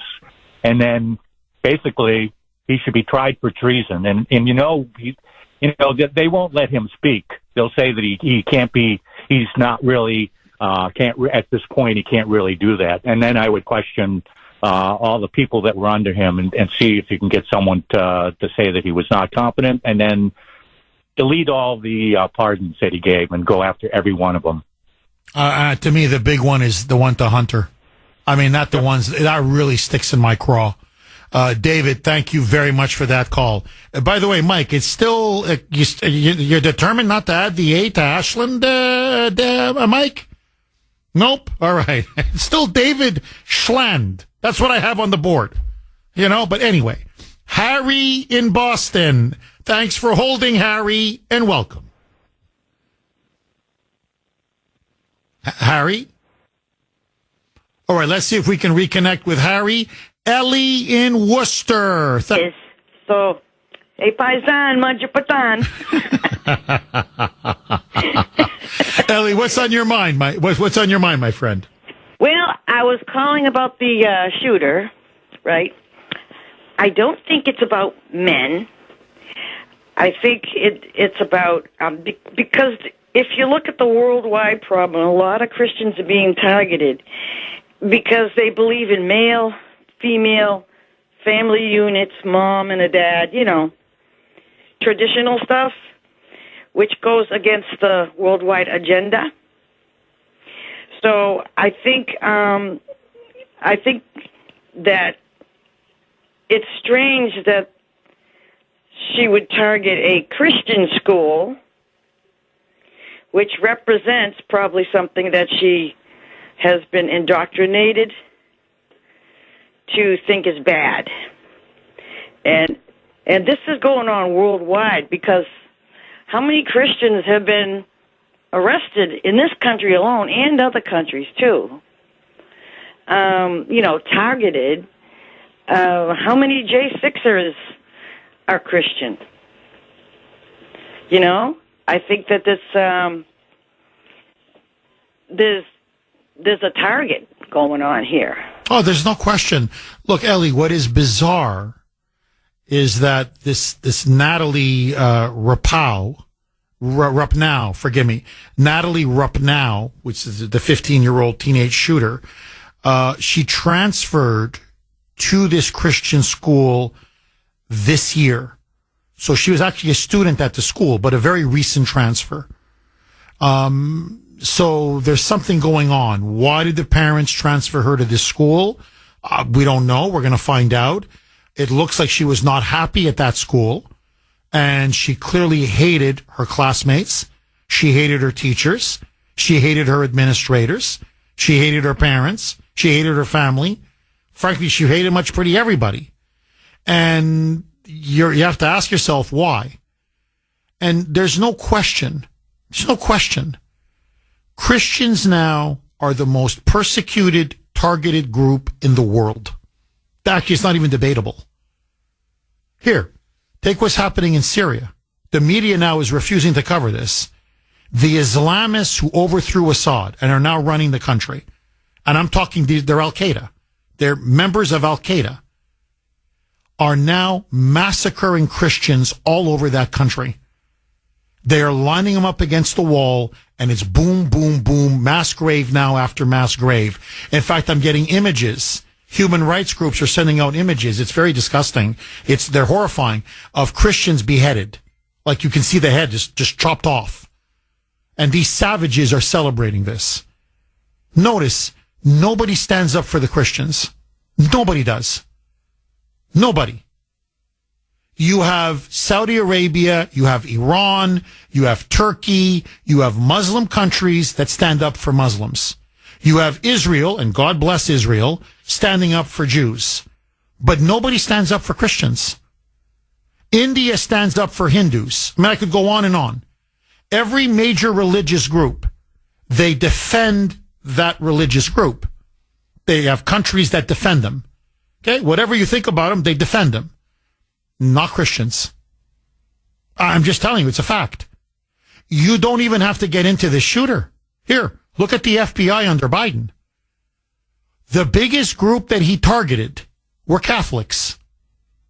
The FBI spent a majority of its resources targeting Catholics and Christians, Protestant denominations, but predominantly Catholics, to the point that they were infiltrating Catholic churches across the country to spy on people in church or to spy on priests, because they believed that Catholics, believe it or not, were potential terrorists who were fomenting this domestic opposition to Joe Biden.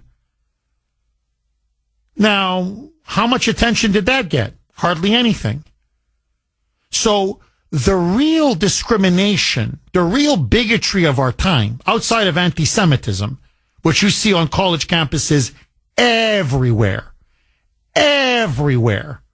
I mean, it's disgusting, is Christophobia. It is a hatred and intolerance of Christians. And that's why this story resonates with many people, because this was a Christian school that was targeted, like that Nashville shooter, crazy transgender terrorist, targeted a Christian school and killed 6 kids.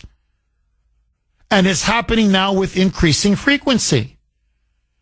But the United States, the only president in my lifetime, with the exception of Ronald Reagan, who truly defended persecuted Christians was Donald Trump.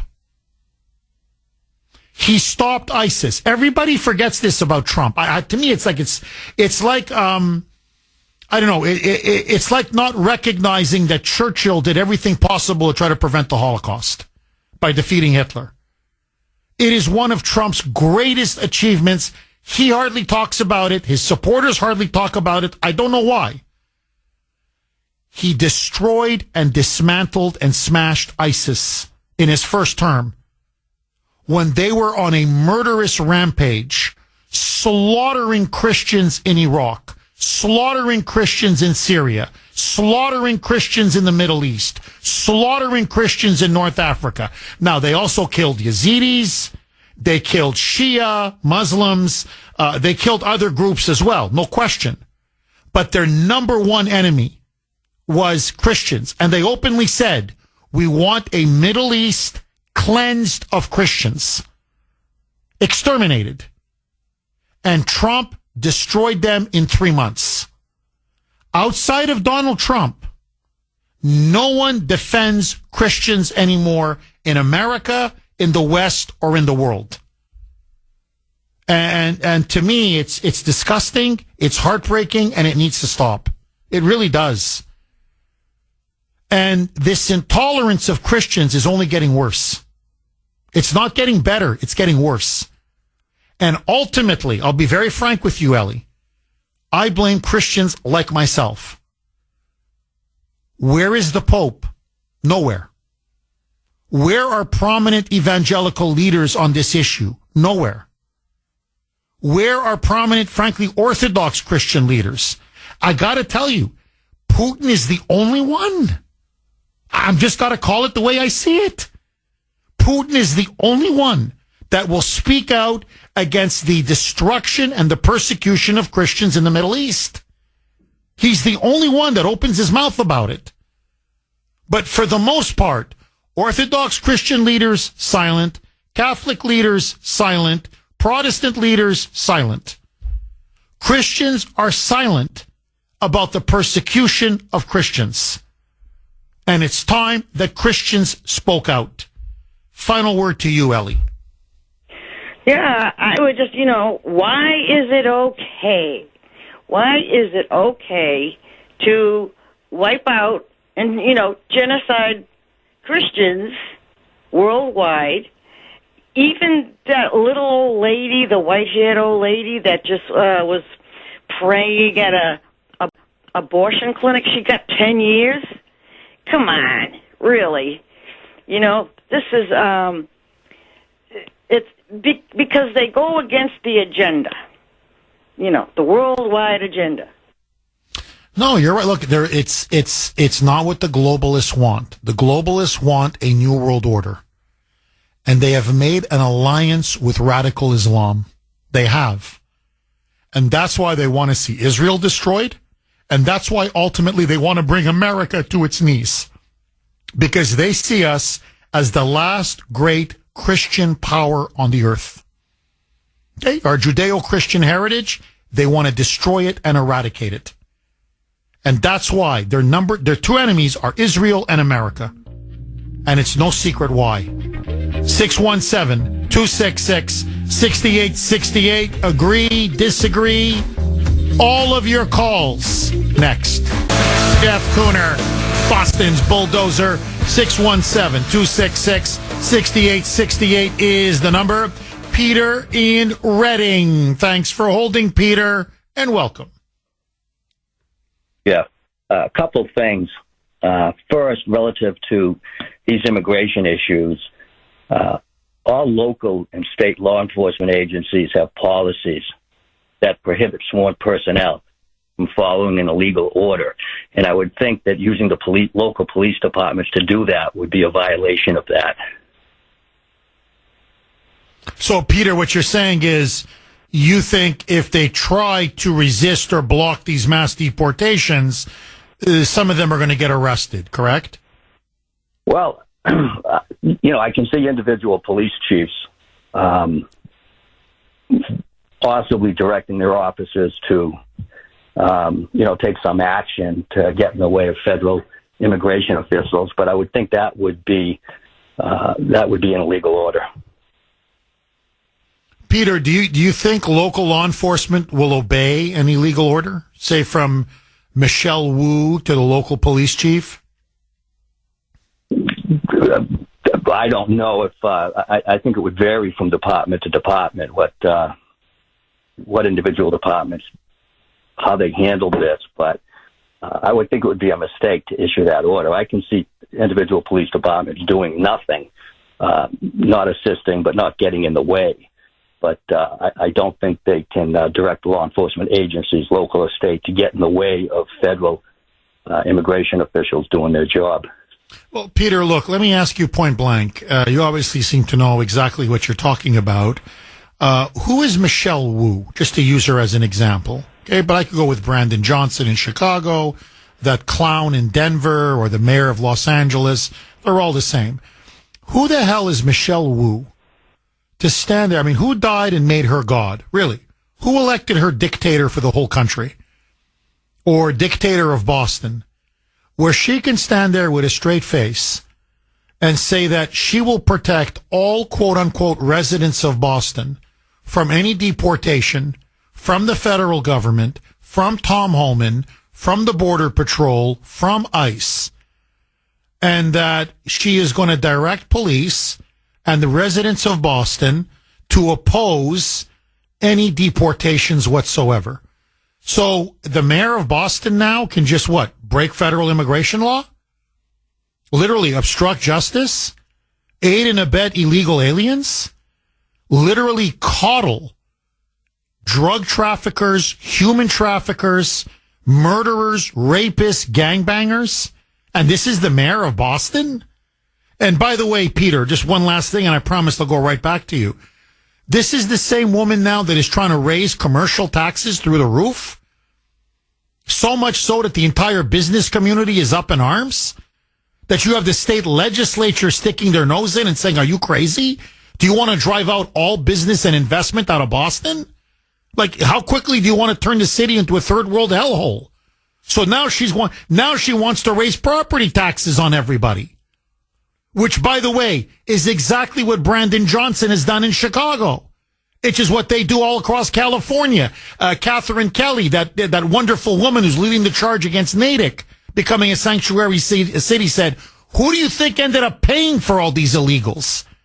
And all, the schools and the hospitals, and it was the residents of San Jose. Our taxes went through the freaking roof.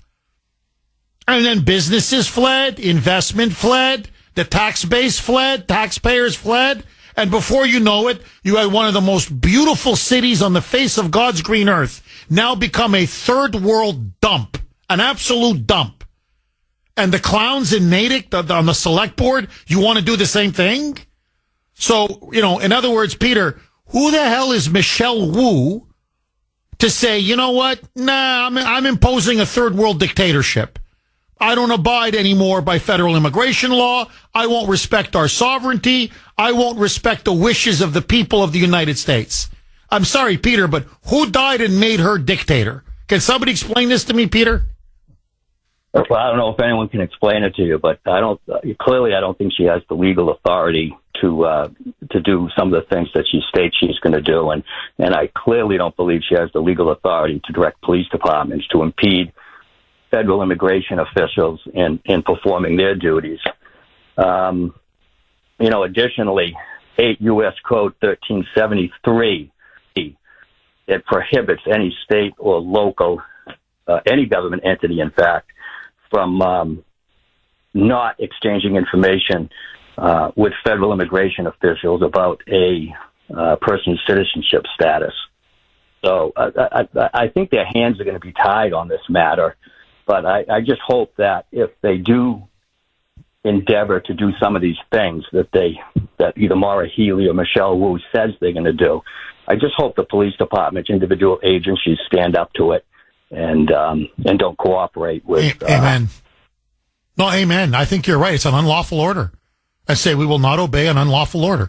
You do not have the legal constitutional authority to defy the federal government and to defy federal immigration law. This is not a third world banana republic. Peter, thank you very, very much for that call. 617-266-6868. Now, I know the poll question of the day is an either or, right? What do you think is more effective as a punishment? Arresting the mayor or a mayor or cutting federal funding? Honestly, to me, do both.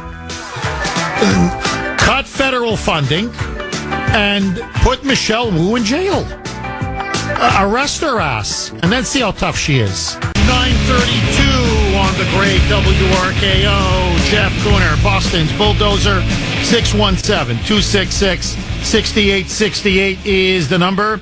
Okay, the text line is on fire. You can text us 70470. 70470. This is from 617. Jeff, regarding defunding sanctuary cities, it's like throwing the baby out with the bathwater. Some good people and some good organizations are going to be hurt. Why not simply arrest the leadership that imposes the sanctuary city policies? Arrest them and punish them for violating the Constitution and ban them from ever seeking public office again. That's a very interesting point. I mean, you're right. There's a lot of good people, say in Boston or Chicago or LA or all these cities now that are vowing, resistance, to the Trump fascist regime. And, you defund those cities, it's going to affect these good people as well. If you just arrest the mayors or the leadership, I would arrest the Boston City Council, honest to God. I would go after Michelle Wu and the City Council right there. City Council voted unanimously 13-0 to support Mayor Wu. So, okay, this is the way you guys want to play it. You're all complicit. Well, if you're a criminal cabal, you all go to jail. Bye. And the same goes in Chicago with Brandon Johnson and with that crazy mayor in Denver. So, and the one in L.A. And let's see how tough you are then. So that's a very interesting point, 617. Okay, this is from Dana Lash. And a listener sent me this on X, and I think she makes an absolutely phenomenal point on the school shooting in Madison. Police say the killer at the Abundant Life School was a teenager and used a handgun. Guns are banned on school grounds and have been for 30 years. Juveniles are not allowed to legally buy or carry handguns. No law would have changed this. Bingo! That's why Biden and the media, we need an assault weapons ban. For what? You can't carry a gun on school grounds. She's right. A 15-year-old teenager can't own a gun, can't buy a gun, can't even carry a gun. So the assault weapons ban has nothing to do with what took place in Madison, Wisconsin. And let me just do one more and then go right to the phone lines. And I think this hits the nail right on the head. And it's from 508. Jeff, Luigi Mangione shoots the healthcare CEO in New York, and the left celebrates and makes candles worshiping him. A psychopath shoots up a school in Wisconsin, and the left calls for gun control. Are we starting to understand that their outrage about guns is 100% fake? Yes. It's all about destroying the Second Amendment, and then after that, it's the First Amendment, and then it's the entire Bill of Rights. That's why they're waging a war on the Second Amendment. It's their Trojan horse to take down the entire Constitution. 617-266-6868. Frank speaking of Natick, in Natick. Thanks for holding, Frank, and welcome. Thank you very much for taking my call. I was listening, and I want to start by saying this. Especially on the town level, as an elected official, as town moderator, we are not crazy. We're volunteers, and we do our best. Even though it may be wrong-minded, even though we may have viewpoints that don't agree with everyone, we do our best to serve the people. Now, I totally agree with you with what you're saying with Wu and some of the mayors, because they are basically in a different class. But I with what's happened in Natick, with the assaults physically on property as well as physically on people, both sides of the coin, both sides of this issue, we've got to bring this down to the level that we start talking about the issues and the matter that it actually is. Which gets me to my second point. I've done a little research, and I understand the town's charter to some degree better than others. And I've discovered that our select board has absolutely no authority to write any policy that affects the day-to-day business of the town. Well, the sanctuary city ordinances and whatnot, or even what's being proposed in Natick, in my humble opinion, affects the day-to-day business of the town. So I think there's a good argument that we as the people really need to understand what's going on, do our research, and then argue on solid ground whether these things are really appropriate within even our local laws. And in this case, I think there's going to be a pretty good argument that even if they pass this thing, it's going to get litigated anyway. And I want to lay out one final point here, and I think the fellow from Reading started to hint on this and actually spoke very eloquently about it. We hire and pay our police force, our enforcement agents, local police, sheriffs, and even the constables in the town to do their job and to support us and to serve us. We need to allow them to do things at their discretion. And it is at their discretion that they should be able to decide whether they're going to support or not support any law enforcement agency within their town, consistent with the laws of the Commonwealth of Massachusetts. That's their job. What our elected officials need to do is get the hell out of the way. Let the professionals do their job. Keep us safe. Just like what happened in Natick yesterday with the FBI coming in and arresting 2 individuals that were flying drones. They did their job. Now, what? And I think that is my final note of all the 3 things I mentioned. That I think we got to cool down, stop calling people evil things or that they're wrong. They may be wrong-minded and they may have a political position that's not like ours, but we have the power to confront them and influence them and use our tools in the law to stop what they're doing if we disagree. Thank you for your time. Frank, look, thank you very much. I appreciate it. Look, let me just say this. I think what the Select Board is doing is frankly criminal. I'll be brutally honest with you. I think these people are despicable. Sanctuary cities are illegal to begin with. And number 2, they're putting people's lives in danger and in jeopardy. When you are inviting illegal aliens to come into your community the way the Natick Select Board is, I'm sorry. They're putting people's children at risk. They're putting people's lives at risk. They're putting the community at risk. And, I mean, how many more illegal aliens do we have to have come into Massachusetts or in any other state? How many more Joycelyn Nungares? How many more Laken Rileys? How many more young people, innocent people, have to be slaughtered and killed before we say enough is enough? And, you know, you're saying there's good faith on both sides. I disagree. Only a lunatic would support sanctuary cities now after all of the evidence that we have. And I believe this is politically motivated. They saw Trump win November 5th. They saw him with a decisive mandate. And one of the key parts of his mandate was to secure our border, stop this invasion, and implement the largest mass deportation in American history, starting with violent, convicted, criminal, illegal aliens.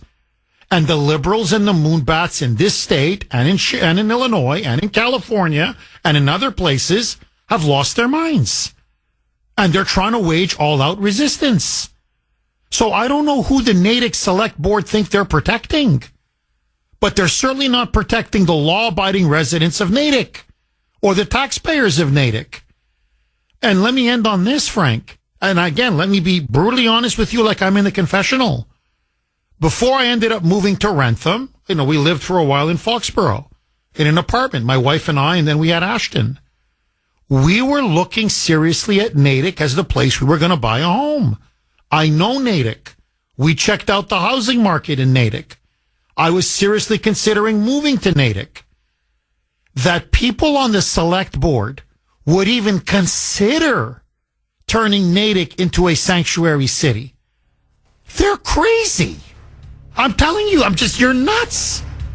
And Catherine Kelly is a hero because she's right. Natick will become the San Jose of the East Coast. And that's why the residents need to say no. Full stop. 9:50 on the great WRKO. Jeff Kuhner, Boston's Bulldozer. 617-266-6868 is the number. Okay, just a program note for everybody. Tomorrow, Wednesday, December 18, will be the Kuhner Man's final show of the year. Sandy will be filling in for me Thursday and Friday. So we're going to have live programming for you the whole week, I promise. And Sandy always does a very good job. Then next week, we're both off. It's going to be holiday programming. However, do not despair, because I will be live back on the air the day after January 1st. So Thursday, January 2nd, it will be Mike and I. Mike will be manning the control room, the phones, the whole bit. And, of course, I'll be back on the air. So Thursday, January 2nd, I will be back. So Mike was just asking me, Jeff, are we going to do like an end of the year show tomorrow? You know, I don't know. It is going to be my last show of the year. So I want it to be fun and I want it to be special. So we'll see. But anyway, looking forward to a much, much needed vacation. David in Boston. Thanks for holding, David, and welcome. Hey, I'm a DAV, and I'm in my 70s, Jeff. Oh, God bless you. I go back to the Vietnam era. God bless you. And David, thank you for your service. In case I forget, thank you very much for your service, and have a very Merry Christmas and a Happy New Year. Back at you, Jeff. Thanks for your service, too, Jeff. You're doing a great service also. Jeff, what I want to bring attention to is the reason I mention my age is I'm not a new kid on the block. I've been around the block a few times. But the greatest source that I have found and discovered about this hatred, this unwarranted hatred for men, and especially white men and white conservative Christian men, is gender studies. I attended gender studies at Harvard University and MIT, the Massachusetts Institute of Technology. I attended many gender services. I wasn't a student there, but you don't have to be a student to attend many of the seminars. They're open to the public.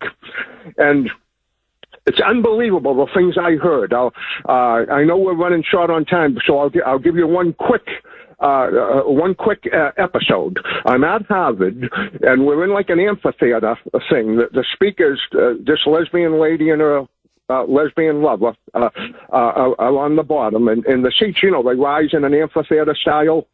So we're looking down on the speakers, and this lady, and I'm about the only guy in there, certainly the only white guy, the only guy in there. And there's all these young, impressionable, young Harvard female students. There weren't any men there. There's all these females, young, impressionable female students.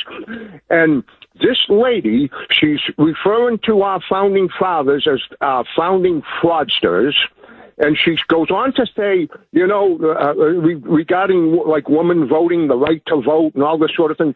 She said that our founding fraudsters would sooner take the cat-o'-nine whip to the backs of their wives than their black That's African defamation. slaves. And, it's slanderous. David, it's disgusting. You're right. You're completely right. It's defamation. They're defaming our founding fathers. Honestly, it's disgusting. This is what I mean. They just make stuff up. It's smear, lie, lie, lie. And, David, you talk about, how radical feminism was and still is. I'll never forget one of the founders of modern feminism, Gloria Steinem. Her most famous statement, a woman needs a man like a fish needs a bicycle. Well, I'm just common sense. So basically what, all women are going to be alone? Like that's what you're telling women? Never to get married? Never to have children? Never to be with a man? How do you think that's going to work out? For women and for the human race? Now, just very quickly, because this was sent to me earlier by Lori. And she makes a brilliant point about pop culture. Jeff, please remember this. Taylor Swift came out at one of her concerts and shouted over and over, can't say the word, F the patriarchy. So that's where young women hear it. and have it embedded in their minds. Listen, trust me, young girls follow Taylor Swift. So when she says F the patriarchy, that's where they're getting this sick radical feminism from. Jay on the South Shore, I've got a minute. I hate to do this to you, Jay. Go. Jeffrey, how are you, sir? Good. How are you, Jay? Go, my friend. All right, 2 words. Fiduciary responsibility. Ask Maura Healey, Michelle Wu. Do they have a fiduciary responsibility to the citizens of the state of Mass? And the answer is yes. Jay, I love it. I love it. And that's exactly what we're going to use against them if they try to stand in the way, defy, or block these deportations. Enough is enough. I gotta go. Bye-bye.